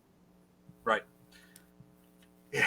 So, but no, Sarah, he's not. I will tell you this: you will like how he looks now. But he's all decked out already. So I wanted to mention a little bit more about this animatronic shark. It was like designed and built by Joe Alves, who was like the production designer, and the shark weighed about 1.2 tons, and it was 25 feet, just like Robert Shaw said.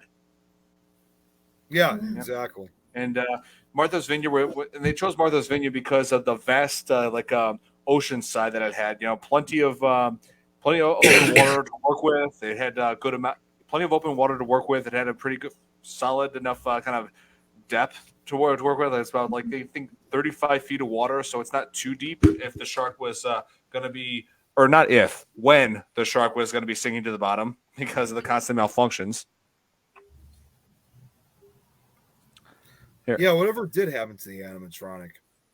You know, I'm not sure. You know what? Let me check. While you're looking that up, DJ also makes a good point. This upcoming Saturday is also Canada Day, so their anniversary is coming up. Yeah, just a few years ago was Canada. Actually, I think it was already a few years. I think just a couple years ago they just recently turned 150. Yeah.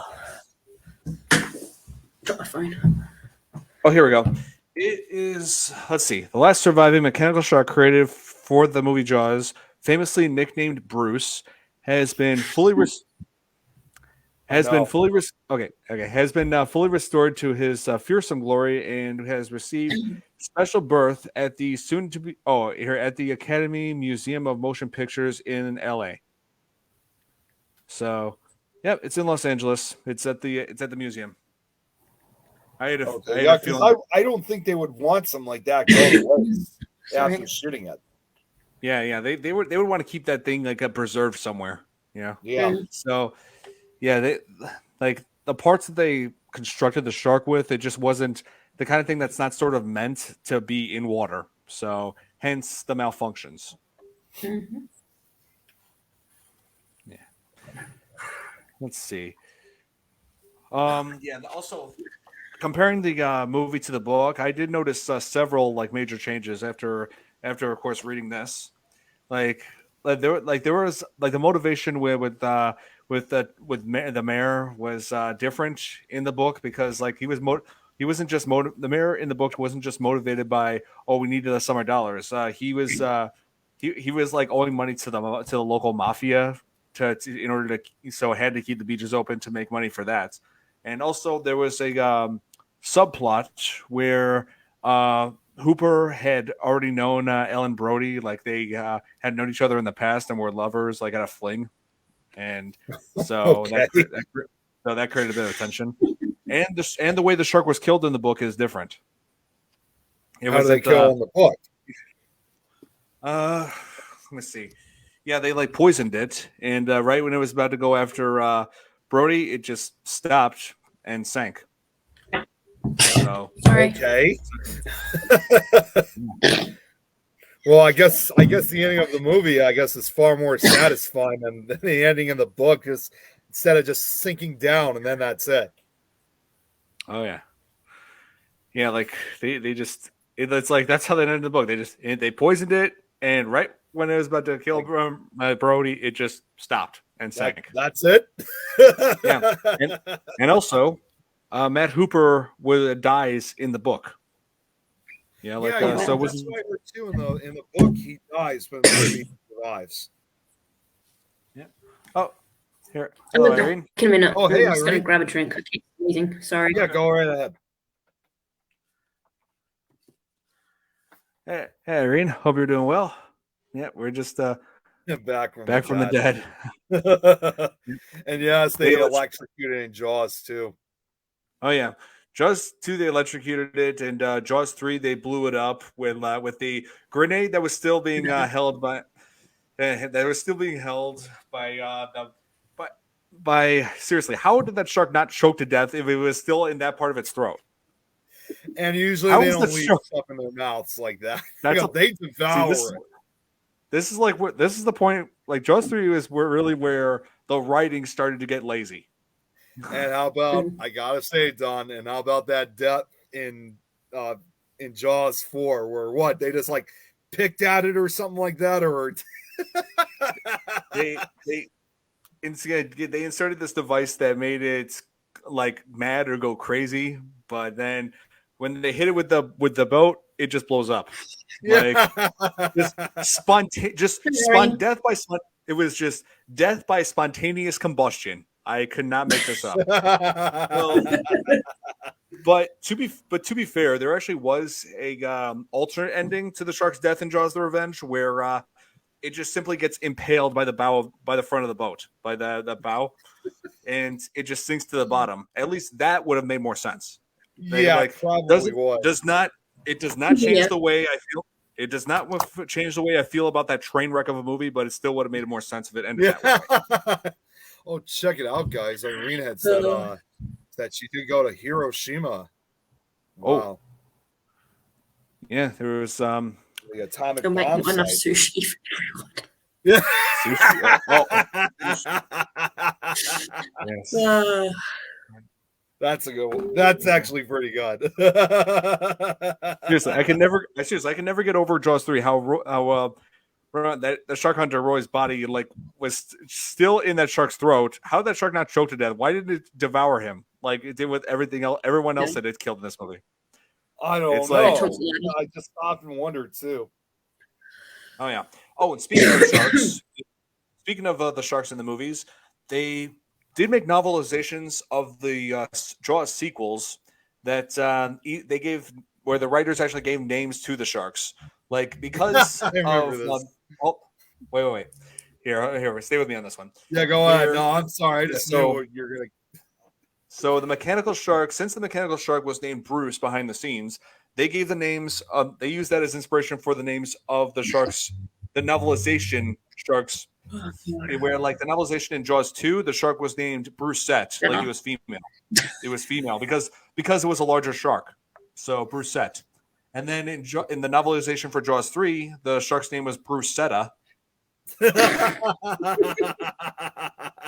and then in Jaws: The Revenge, the shark was named Vengeance. A shark named Vengeance. So yeah, Brucetta, and Vengeance. They should have called her Sheila. Oh. Yeah, so the shark was a female in Jaws 2. And I forgot to mention this in when we covered The Shallows. The shark in The Shallows was female. Well, and that actually does make sense actually, because it's often said that a lot of species of sharks, including the great white, are actually said to be much larger and even more aggressive than the males are. Yes, because of that, and also because when it showed the shark being impaled by the rebars when it was chasing Nancy to the bottom, its underside didn't show any male reproductive organs. Yeah, I'm just so that. Yes. Yeah. It didn't have any male organs, so I thought, okay, this shark is definitely female. Yeah. Yeah. Hell has no fury like a female score. Oh my God. Vengeance. A name for a shark that has vengeance. Oh my God. See what happens when you don't get to go to the beauty parlor at Pedicare. I love that, Ali. You know someone was looking. Oh, here, Universal is lucky that Jaws wasn't a box office failure, just like Tremors from 1990, because both of them were hard to make. Oh, yep, that is very true. I mean, Tremors was not very well appreciated at first. You know, like it wasn't like I would you would think that with just Kevin Bacon alone in that film would have made it a huge success, but Yeah. I don't know. For some reason, the movie just wasn't doing well when it was released. Wait a minute. What, Sarah? He says Batman would have a bat shark called Vengeance. Okay, now that's actually kind of smart. and I cannot get over this revealing mistake that even Roger Ebert had talked about when he reviewed Jaws: The Revenge, is that Michael Caine, when he jumped in the water to escape the shark, to escape vengeance when it was attacking his plane, and when he climbed back up onto the boats, his clothes were dry. And that's right. Yeah, I remember that. Yeah, very simple solution to that mistake. You know what that is? Have him jump in the water because you guys are surrounded by water. That would have. It's like easy mistake to fix. So just have him jump on the water and do another take. That could have taken not even a minute. Irene's like, well, if you beat it enough with a baseball tagging laws.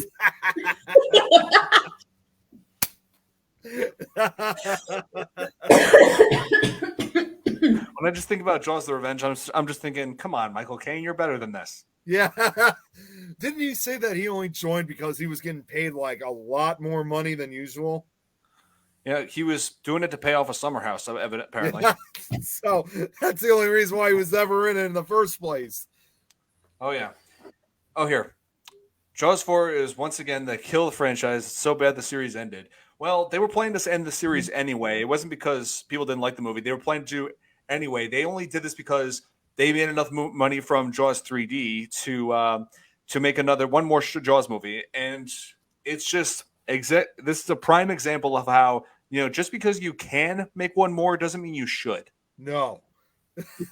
Yep. See, Michael Caine don't do water. Michael Caine can do what he wants. I like these comments are all saying about Michael Caine. Oh, damn it, Clark.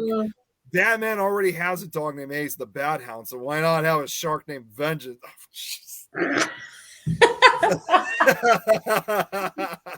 Oh, and Irene's like, well, you want to see sharks? Come visit Nikki and me. Well, I mean, you get obviously, I mean, I know you guys have sharks all over the place. Mm-hmm. I don't really hear too much about the sharks often in Japan, actually. Although I know they have, I know one of their species. I know they got them, but I know one of them they have is the goblin shark. Oh yeah, that's right. And and people are still going on with this debate, like, as to whether or not megalodons could actually exist. It's highly unlikely compared to all kinds of experts, but there have been a few examples of where we have rediscovered, living animals that were thought to be extinct. Like there was the frill shark that was thought to be extinct for a long time until Japan discovered one of them, like off coast. Yeah, the frill shark. It really looks prehistoric. I've seen footage of it. And obviously, you've seen the teeth of megalodon, which are huge. I mean, they're like massive. I mean, they're like bigger than the palm of your hand, which just goes to show how big they really were. And actually, I think it's probably worth bringing this up since you brought a megalodon. Don, did you guys remember? Can't believe it's already been 10 years already since this has been released. Do you guys remember that shark documentary that was released during Shark Week where they had that megalodon special? You guys remember that special at all? Yeah, one that was definitely like. Oh, Nikki. Okay, so Nikki. So 10 years ago, they made the special where this triggered a lot of controversy. I mean, they never made another film like this ever again afterwards. It was supposedly they were showing a piece of footage of college students who were out together out in the ocean. I think it might have been out in South Africa. off the coast of South Africa. I could be wrong, however. So it's just like your typical day. College students, they're out on the boat, they're having fun, and then later at night, while they're having dinner, suddenly something hits their boat, and the water starts pouring into the boat. You could hear all these kids screaming. You could tell that they're being attacked by something, and until one point you hear one of the kids yelling, "Oh my God, shark!" And supposedly these kids had disappeared and have never been found. And they were, Oh, wow. It wasn't really necessary that they were trying to look for these kids, but the footage led to the belief that they were actually attacked by a megalodon, because no shark of any size can really take down a boat like that. And this is a pretty big boat. And oh yeah, that's right. The poisonous jelly. Yep, that is actually true. I actually saw a series that was being shown on YouTube where that was from Australia, where it was showed like like lifeguards there, like I think in Sydney, they were showing them having to treat all kinds of people that were being stung by a Portuguese man of war. Yeah. So, Yep. yeah. They called them. Yeah, they called them like blue bottles. I think that's what they were calling them. Blue Something bottles. like that. Yep. Yeah. Oh yeah, there was a Not kid pretty. that was like in terrible agony. That was, oh man, like the stings on that they inflict are no joke. Yeah. So. Well, Nikki, obviously, I think Well, you no, said rescue. it before. You yourself have been stung by one. Did you know that, Don? She's been stung by one. Yeah, Oh, I got stung by one. Short story, my husband decided to go four-wheel driving on a beach. And we got bogged. And he's like, go get out. So I was like, okay, no worries. Didn't realize I was surrounded by blue bottles and started pushing the car, and I had blue bottles just attached to my legs. Oh. Yeah. Wow, that's. And you said it was and obviously you said it was extremely painful, if I'm correct. Yes. Yeah. Yeah. Oh yeah. Oh here. Oh here. Sharks eat jellyfish. Okay. Yep. do. See, sharks they do serve a purpose for us. Yeah, exactly. Oh, Nessie could be a plesiosaur. Oh. She's referring to the Loch Ness monster, which is also known as Nessie. I figured. Oh yeah, I figured.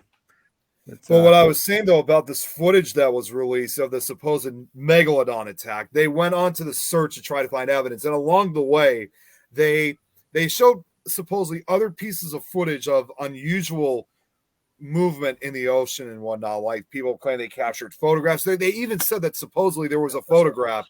They supposedly said there was even a photograph that was taken during World War II, and this was apparently from Nazi files, which showed, I don't know if it was like a Nazi submarine, but just next to it is this giant fin.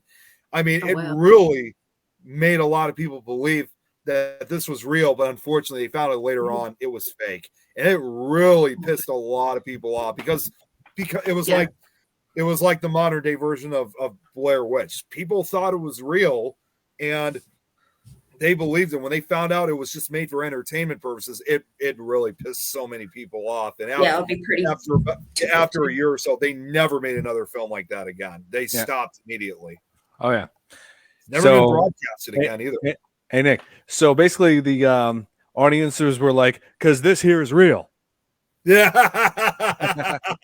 yeah. Well, Sorry, that's an inside joke that we have. There's this SNL skit with where Kenan Thompson, he plays like inmate who is participating in a scared straight program. Oh yes, I'm drinking the body armor. Yeah. Mm-hmm. So here's to add some legitimacy as far as like actual sightings go. I mean, like you were saying, Don, about how it's unlikely that megalodon would still be existing today. The only being the cryptid expert, on this, there's only ever truly been two legitimate actual sightings of what supposedly was megalodon, both of which had occurred 60 to 100 over 100 years ago. But to start off with this, so a little history lesson for you guys. Although no solid evidence indicates continued existence, there have been purported sightings in modern times. In 1875, two megalodon teeth were brought up during a deep sea exploration by the HMS Challenger that supposedly were only 10,000 to 14,000 years old. During this time, a land bridge between North America and Asia existed, and the ancestors of the Native Americans were crossing over. if tests on the age of the huge teeth were accurate, this means that Megalodon was still alive at the end of the Pleistocene, over 2 million years after its generally agreed date of extinction. Although these teeth were confirmed to have been looking fresh due to manganese dioxide, so these teeth may not prove anything. But now to the sightings. So the first real supposed legitimate sighting occurred back in 1918, and believe it or not, Nikki, this occurred in Australia. So supposedly fishermen off the coast of Australia refused to return to the ocean after a massive shark demolished their gear and stole their crayfish pots. When further questioned, they all reported similar things. A ghostly white shark as long as the wharf they were standing on, 115 feet. Proponents of the modern persistence of Megalodon argue that these people, experienced fishermen, would have recognized a whale had they seen one. The creature frightened the fishermen so bad that they refused to work. And then finally, the only other one that we know of is another sighting occurred in the 1960s. The captain of a 26-meter fishing boat reported seeing a huge shark. Like the fishermen in Australia, he and his crew were very experienced, so it is argued that they would have known if it was a whale or not. The crew refused to say what they saw to reporters. However, the captain gave his account a few years later, but it doesn't say anything else. And of course, it says multiple videos and photographs of Megalodon have made it to YouTube and the news, but most end up being hoaxes or misidentified basking sharks. Yeah. So there's only ever really been 2 legitimate sightings.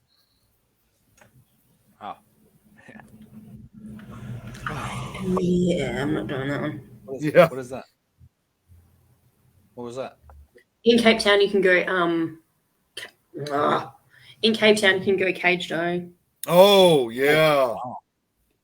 I don't know if I could do that myself. Yeah, I don't know. I'm good. Yeah, if you get stung, it didn't work well for Richard Dreyfuss, so I don't know. Yeah.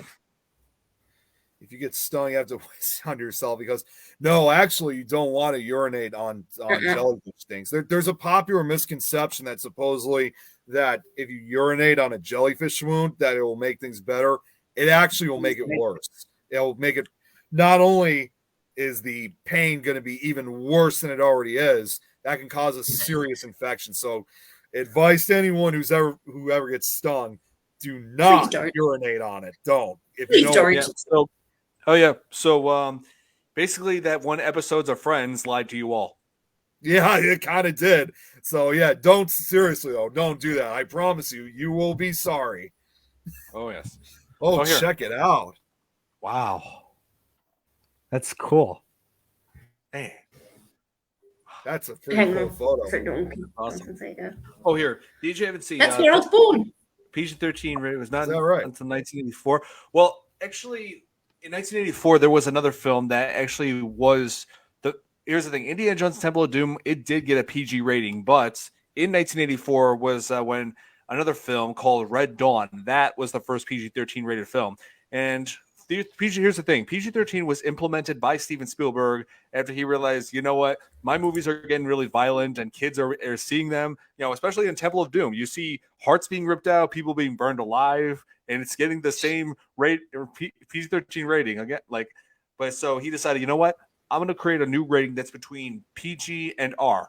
So, and make it appropriate for teenagers or older. So PG-13, that's how it was created. And it started with Red Dawn, another pretty brutal film. It had, Patrick Swayze. It had, what was it? Charlie Sheen, C. Thomas Howell, all kinds of big names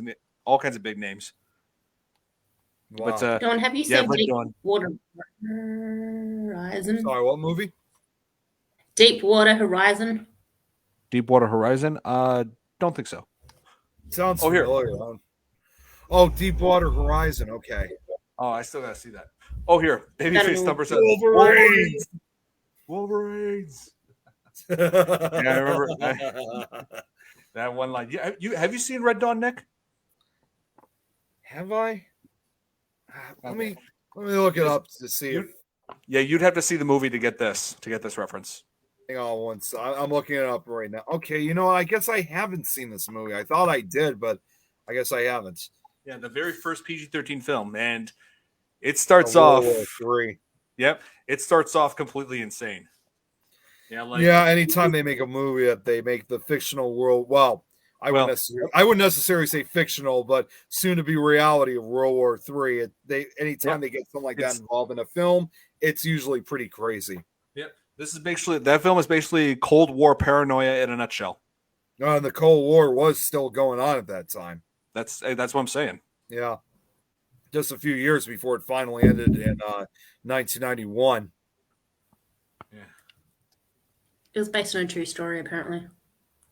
Oh, really? That's the actual photo. Whoa. Oh. Jeez. Oh. Holy cow. Well, that oil. Wow. Oil rig.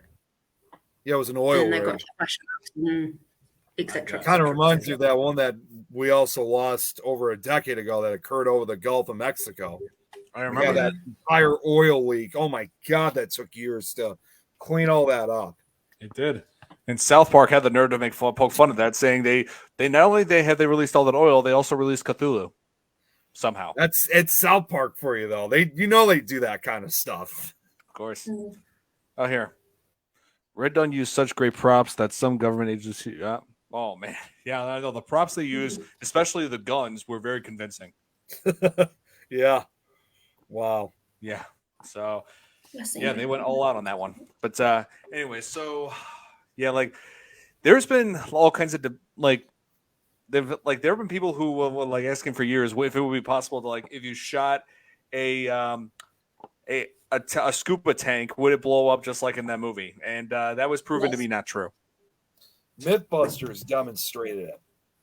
Yeah, they did. I still remember like over 15 years ago. Of course, once again involving Shark Week. Mythbusters got involved in Shark Week and did a certain special, and they actually I think did a few of them. And the first one one of the first they did was kind of testing the different things that occurred in the movie Jaws, and that was one of them, the scuba air tank, to see would it really blow up. They put a shark prop up and they shot it, and it didn't blow up at all. It just let out obviously a wheeze of air, but other than that, it didn't explode at all. Oh, yeah. So, yeah, it's been proven to be false. That can't happen. I learned so much stuff on this show. Yeah, I know. They do. They go over some pretty crazy things.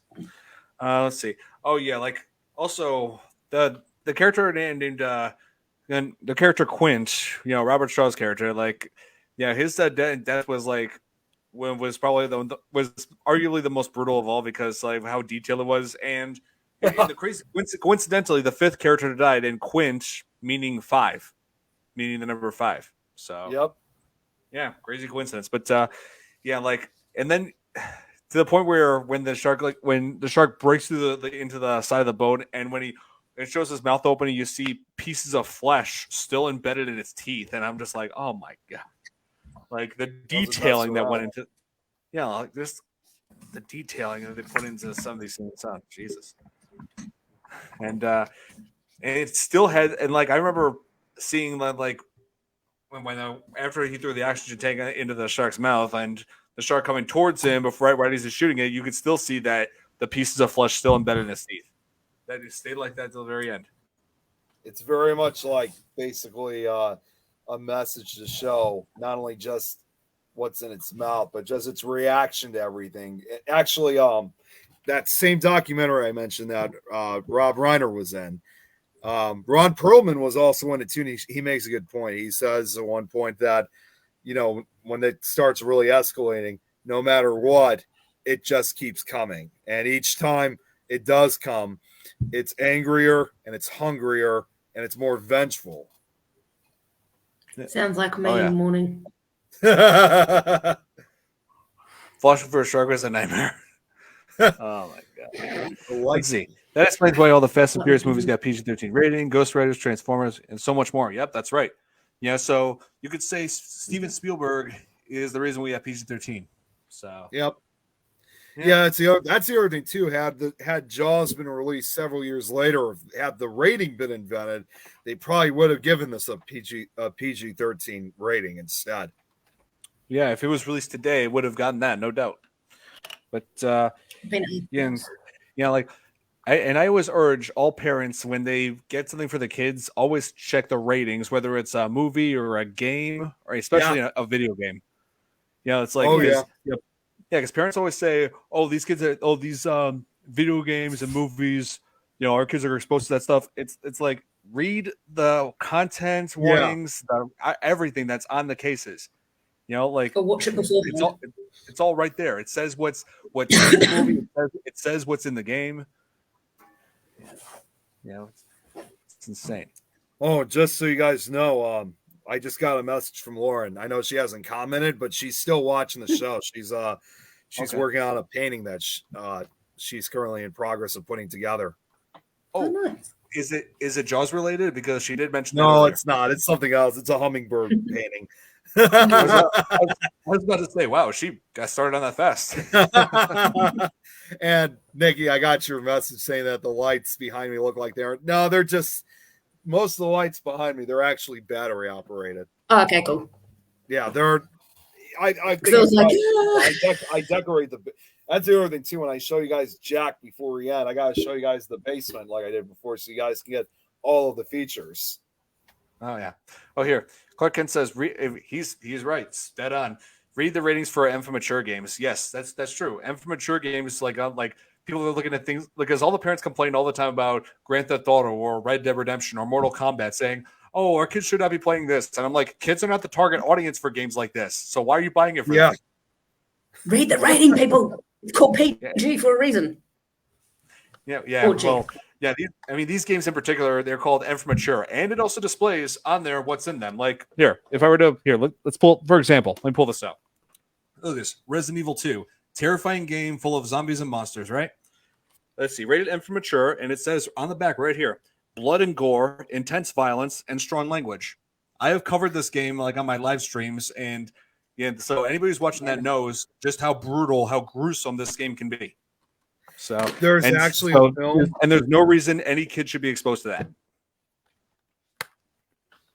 So, actually, I'm going to share the screen for a sec. Lauren just sent me a photo of the painting that she's working on. If you guys want to see it for yourselves. So, but while I'm getting that up, I was going to say, there's actually one film. I'm sure you probably heard of this one, Don. This was released a few years later in the late 70s. Is that movie Tourist Trap? You know that film, Tourist Trap? I think so. Tourist Trap. That's kind of like the hell is this? Well, sorry, I just looked at all these. I don't know what this is. I think he's going through the alphabet. It's just like as if he's just typing. I don't know what. What? Okay. Okay. Yep. Okay. What the hell is this guy? You okay? I have no idea who this is. Moving on then. I don't know who this guy is. Anyways. That Nick's likes. Okay. You got quite a big fan here, Don. I get fans all the time like this, so we're good. Yep, see, Clark say he's probably drunk. Oh, don't display don't display comments related to this here. That's just so weird. Anyways, no, Tourist Trap. I'm sorry, I'm just getting distracted. Okay, focus. Tourist Trap. It's like one of those pre-80s slasher films. It came out in the late 70s, and what's unusual? It's a great film. I've seen it, but yep, there's your biggest fan, Don. There you go. Okay. Oh, okay. Thank you too, Justin. Thanks. But the rating, that rating, when they made this film it was 1979. It came out. Originally, they had the intention of making this movie an R rating to it. And the director of that movie at one point had said, "Yep, I'm focusing, Clark. Don't worry." The director of that movie, he's explained that when they released this film, Tourist Trap, they ended up getting a PG rating for this film. Oh, wow. And he said in the interview that they were intentionally making an R-rated film. I mean, he said he wouldn't even let his son see that film because he thought it was still, although it's not gory or hugely graphic, he thought it was relatively too violent for a little kid. But they ended up getting a PG rating instead of the intended R rating they were trying to make. So all this talk about our, ratings and stuff like that. It's also weird too that some of these movies don't get the intended rating like they were supposed to. Yeah. Wow. Yeah. So this is like, here. Hey, Leon. Hey, Leon. Thank you so much for tuning in. Thank you. Yeah. So Jaws is an unforgettable movie experience, especially like I forgot to mention this, Nick. Like just I actually don't know. Wait, I scratched that. I did mention this to you a couple weeks back. Close over at Park Ridge, they actually got at the historic Pickwick Theater. They actually showed Jaws like for, like it was like it's a summer screening that they do almost every year, and it was just amazing. It's the first time I've ever seen Jaws in a theater. Basically got the same experience my dad had when he first saw the movie back in '75. I saw it last year with Tom in theaters. Yeah. It's a completely different experience doing that. But the thing is, I saw parents bringing little kids in there to see it too, and I'm just thinking, what you guys couldn't hire a sitter? I saw the same thing when I saw it last year, but I will say this though, is that when seeing it, I'm sure you're gonna say and feel the same way about this, Don, but seeing it in the movie theater, I really felt for basically the duration of them. I appreciate that, Justin. Sub from day one. Appreciate that. So, I remember when I was in I think everyone would feel this way when they see a film like this. But I think throughout the entire duration of that movie, even though I've seen it, dozens of times, it's essentially a summer film, as we said earlier. Yeah. But when you're watching in theaters, it felt like the entire duration. I felt like for 2 hours I was in 1975 watching it. It really does make you feel like you're back in time. Yeah, it's an era you never lived. Yeah, it's a movie. That movie's a real time capsule. Yeah. I often wonder what it'll be like, when the 100th anniversary comes up. But of course, that's not for another 50 years. Hopefully, I don't even know if we're still going to be around at that point. Jill. Hey, Jill! She made it! Yay, Jill. Oh my God, Jill! Hey, Jill. Hope you're doing well. Hope everything's doing well. Yes, we miss you. Yeah, we miss having you on here. We really do. Everybody on the network misses you. Oh wow, this is quite exciting. Yes, it is. Clark, we all love you. We all love you too, Jill. I saw it too. I saw parents bring their kids, and the expression was like, "What the?" Yeah, I know, right? It's like, hey, at least they're not bringing them to see Cannibal Holocaust. I would hate that. I would have a serious issue if parents brought their kids to see that. Or even worse, like a movie like Eli Roth's Hostel. Can you imagine they brought their kids to a movie like that? Oh my God. Or Human Centipede. Oh my God. Oh, I hate even picturing that. Yeah. Oh my God. But or most recently, put it this way, Dot, or even more recently, imagine if parents brought their kids to see the new Evil Dead Rise movie. Oh my God. No, hang on. One second, Nick. Here, let me show you. Uh-oh. What have I done? No. It's it's for me, I think. Okay. No, it's nothing bad. Hang on. 1 second. I think I'm in trouble.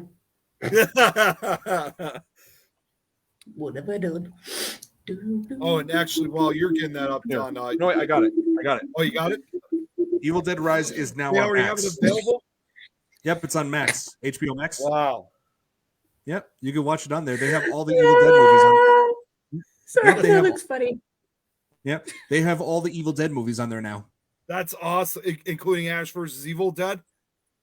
Not the show, the movies, I said. Okay. Well, no, I just wondered because I know the series is considered part of the franchise. Yep. Okay, don't display. Don't display. I'm not going to. I'm just going to say, I don't know. I have Wait, no idea what Justin's talking about. Here, Jill is saying my nephew has made it home yesterday. Yes. Oh, okay. Good. Made it good. home. I'm really hoping he's doing better. I really am. I hope so too. Yes. Their kids would be traumatized for life. I think he's referring to those other movies that we were talking about. Oh yeah. Oh, no doubt. No, undoubtedly. Yeah. Undoubtedly, they would be traumatized for life. It's like, oh my god! It's like these are movies that I cannot even like. I feel like that are not for sensitive viewers, much less children. No kids. Yeah. It's like Cannibal Holocaust. Like Cannibal Holocaust, you're out of your mind if you think that's a movie to be showing to kids. Yeah, really. Yeah, no. I'm good. By watching all the replays, but just want to say keep it up. Oh, thank you so much, Jill. Thanks, Jill. Yes. Very quickly, I just want to show that painting. Here's that painting I was telling you about. She's still working on it, but it will give you guys an idea of what it looks like. Awesome. So check it. Check this out. Ooh. Wow. That's really well done. Very colorful. Wow. Yeah, I was about to say I love the color. I love the saturated. Like this is great. That's amazing. I really can't wait to see how it's going to look when Lauren's finished on. I know she's not commenting, but I know she's watching. But seriously, fantastic job, Lauren. Is Nikki back, by the way? I can't see when I'm doing this, unfortunately. Nikki? Yeah, she has our mic on. I'll just reshare it for her when she comes back. No, she's here. Wait, here she is. Here she is. Yeah, here's that painting, Lauren. Yeah. Oh, you did see it. Okay. Very cool. Beautiful work of art. That's very pretty. Yeah, that was beautiful. That's nice. Yeah. So, yeah, this has been great discussing this film. So not next week because it's going to be 4th of July. We're all going to be out there celebrating America's birthday. But the week after, we will come back. And I'm trying to decide which one we should cover first. Should we cover Deep Blue Sea? Nick, you have still yet to see this, right? I know. I still got to see it. Give it a week. Yeah. So we got to cover this or the Meg. Because we got yeah, both of which are essential for shark fans. So, yeah, like us now we've got Shark Week going on right now. Like, so we're making this our Shark Month. We're making July. Yeah, we're making July our Shark Month. So yeah. What do you think, Nikki?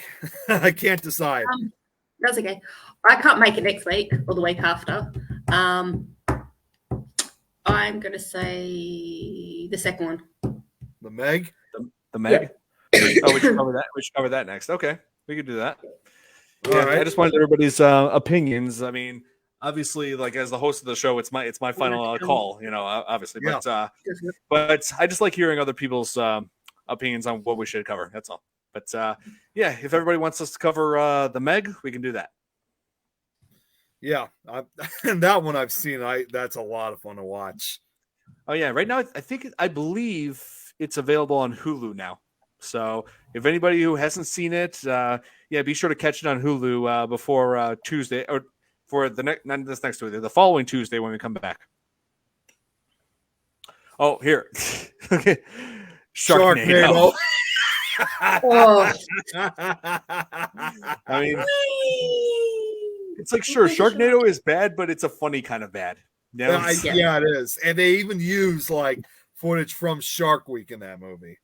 Like there is like pieces of footage of like when they show like the shark, but it's on the thing. I've seen that footage before. Yep. Oh, here. DJ saying the final battle between Chief Martin Brody and the shark itself was so intense, nail biting, and suspenseful, but overall bad. Yep. No argument there. It was a very intense moment. Yep. It was a very intense moment. I'm just gonna say this, Don. I mean, whichever these shark movies we want to follow through. I don't know if we're going to have more people coming on. I mean, I know it was relatively small, but if anyone else ends up coming on to the show, any of the other show hosts, I'm just going to tell you this right now, Don. If it's more than we can handle, you're going to need a bigger boat. or in this instance, we're gonna need a bigger screen. Yeah, or a bigger studio. Oh God, I remember this movie, Shark Boy and Lava Girl. Oh, I remember when that came out. That Yeah, was like early remember- 2000s. I was still in middle Yeah. school when that came out. Yeah, Robert Rodriguez. The director basically made that because based on his kids' dreams. So Whatever happened to Robert Rodriguez? You don't hear from him as much anymore.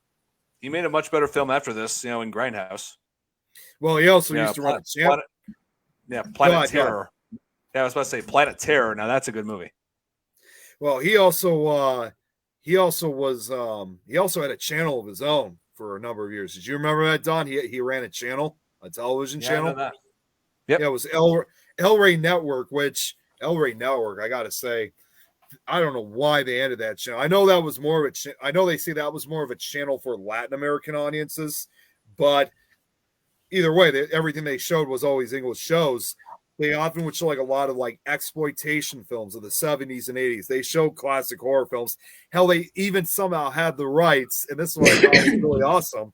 They even had the rights to showing the Godzilla movies on that channel. That's what I love. El Rey Network was awesome. I don't know why they ended up ending that channel. I don't know, but I think even El Jaws Rey was on at one point. That's El Rey. Yeah, character from Planet Terror. That's where it came from. Oh, okay. Didn't know that, but that's really, that makes a whole lot of sense. But I think even Jaws was even once broadcast on El Rey Network. It was essentially. Oh, was it? It might have been. I thought they showed something, but again, it was, in spite of being more for Latin American audiences, it was basically again a channel that was to show like old movies and whatnot, different genres, and it was I used to watch it on several occasions because that was also where they made the television series for the movie From Dusk Till Dawn. They made From Dusk Till Dawn the series, so all of this was created under Robert Rodriguez's direction. And I don't know why they ended up ending the channel. It was a fan. It didn't even run for even 10 years. I thought it was awesome. Yeah, it was great show. It was great while it lasted. And also, Nikki's got. I just saw your message, Nikki. We probably will have to end this because Nikki said she's got to leave in about 10 minutes. Yeah, we're about to wrap this up. Yeah. Or a bigger bag. Yeah. But so, if you guys haven't, I just gotta say, it's summertime. If you like shark movies and if you haven't seen Jaws, then man, oh man, are you missing out? Yeah. One of the biggest blockbusters of all time for a great reason. Excellent acting, like just terrifying moments. The music is like some most suspenseful music you'll ever hear. And it was the movie that basically propelled Steven Spielberg to stardom and making all kinds of amazing, remarkable films ever since. And I should know, I'm a pretty big fan of his work. Yeah, like one of my recent favorites. Nick, if you haven't seen this one, I highly recommend it. Ready Player One. This is one of his more recent films. It's funny you brought that up. I could have seen it when I had the chance when it was in theaters because I was this was 5 years? Yeah, 5 years ago now. When Tom and we went down to Peoria for one of Willie Atkins' film festivals, which really wasn't that big of a success. But the cool part was we had it at a movie theater, and we actually had free access to go see like any movie we pretty much wanted to see. Unfortunately, I was watching a lot of the films that were being shown at the film festival. I could have seen a movie like Ready Player One for free with it just walking in, but I didn't think about that time. I should have done it when I had the chance. Although they showed one other movie that we did see recently at that time, and this was not a good movie as good as we thought it was going to be. That was also when they were showing that movie Truth or Dare. Oh, yeah, I'm not a fan of that. It's not that good of a movie, Nikki. They tried to make it good, but it really wasn't. No, and they're also trying to make a sequel. In spite of how bad it was, they still want to make a sequel out of that movie. Man. Yeah, they're just wasting their time. Yeah. Okay, so yeah, we're gonna wrap this up here, guys. So yeah. I just got two quick. Well, first off, I got to show you guys Jack quickly, but just before I do, I just want to say quick announcements for the other shows for this upcoming week. So for tomorrow afternoon for Nick Files, we're going to be focusing on. So I know, obviously, well, Don, you've been with me on this, where when we went to Ohio State Reformatory in Mansfield, Ohio, and that gets a lot of the center of attention for being historic and haunted, but it turns out there's actually multiple other haunted and historic locations in throughout the town of Mansfield that don't really get that much attention. So we're going to be focusing on a lot of the haunted and historical locations throughout the town of Mansfield. So it should be, some of them also even served a place in that movie, Shawshank Redemption. So a lot of things that most people don't seem to know about. So it'll be kind of like a movie talk tomorrow. For Thursday, to the grave and back with me, Lois, and Grizzly. We're going to be talking about the Hillside Stranglers that occurred back in the LA area in the late 70s. So that'll definitely be a very interesting conversation. Then for Thursday night on Supernatural Talk with me, Jeremy, Adrian, and Eileen, we will be interviewing Nikki, you might know who these are. I don't think you know who they are, Don. Pac-Men Paranormal, Ernie and Denise Pack. So I'm not sure really what we're going to be talking about, but I know they're going to be on this upcoming Thursday. And then finally, for the Frighteners on Friday with me, Lois, once again, Ian and Brian, we're interviewing Denise Pridemore. In fact, you remember Denise, right, Don? Yeah. Yeah, from Paranormal Nation Radio. We'll be interviewing her this upcoming Friday. So a lot of exciting stuff. Hopefully you guys can tune in. It'll be really fun for the next couple of days. And then obviously Don's, like you said, too, to kind of just give like a repeat message is obviously there is no Fear Fans next week because it's 4th of July. So we'll be back in 2 weeks. Yep, that's right. So, just before we get off, you guys want to see Jack as well as the Jack decorations? Yep. Mm-hmm. Yes. I'm going to take you guys on a ride with me. All right, here we go. So first off, let's do the solo layout so you guys can get a better view. So here's how it looks like right now on this side of the basement. Oh, cool. Of course, the other side is obviously the main attraction. Not this area, but just showing a little bit more around. Got the flags up. Now this right here. These lights here are brand new, these icicle lights. Oh, cool. Nice. What I always do, too, is I always decorate the fireplace just as a display. Very impressive, eh? Mm-hmm. Yeah. All right. So now, let's take you guys over to see Jack. Here we go. Let's see Jack. You better not be a doll. Or else I'm going. Does he have red hair, Nick? No, he doesn't. Sorry, I just need to on broadcast right now. So here he is, guys. Oh, cool. That's awesome. Awesome. Decked out in his full Uncle Sam costume. Oh, even Zero's got a hat. Yep, even Zero's got a hat right here. So this is actually considered one of our favorites with him being fully dressed up. So there you guys go. Oh, that's awesome. Sweet. Wow.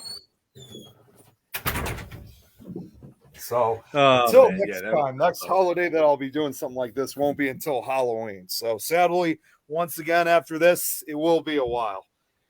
Oh yeah, for sure. Okay, well, guys, I had so much fun jumping into this. Thanks, and talking about the movie that inspired me to study film. And yes, happy 4th of July to you as well, Jill. Yeah, everybody. I just want to say, everybody. Yes, I just want to say, everybody, have a very safe 4th of July. Careful with the fireworks, and that's all. Enjoy America's birthday. So, and just a few years is when America will turn 250. Can you believe it? 250 years. Wow. 3 years from now. Yeah. So, thank you guys so much for tuning in. Be sure to join us in not next Tuesday, the following Tuesday when we come back and talk about the Meg. Really looking forward to it. So, that's all for now. Have a good night, everybody. Happy 4th of July. Happy 4th of See July. some of you guys tomorrow. Bye.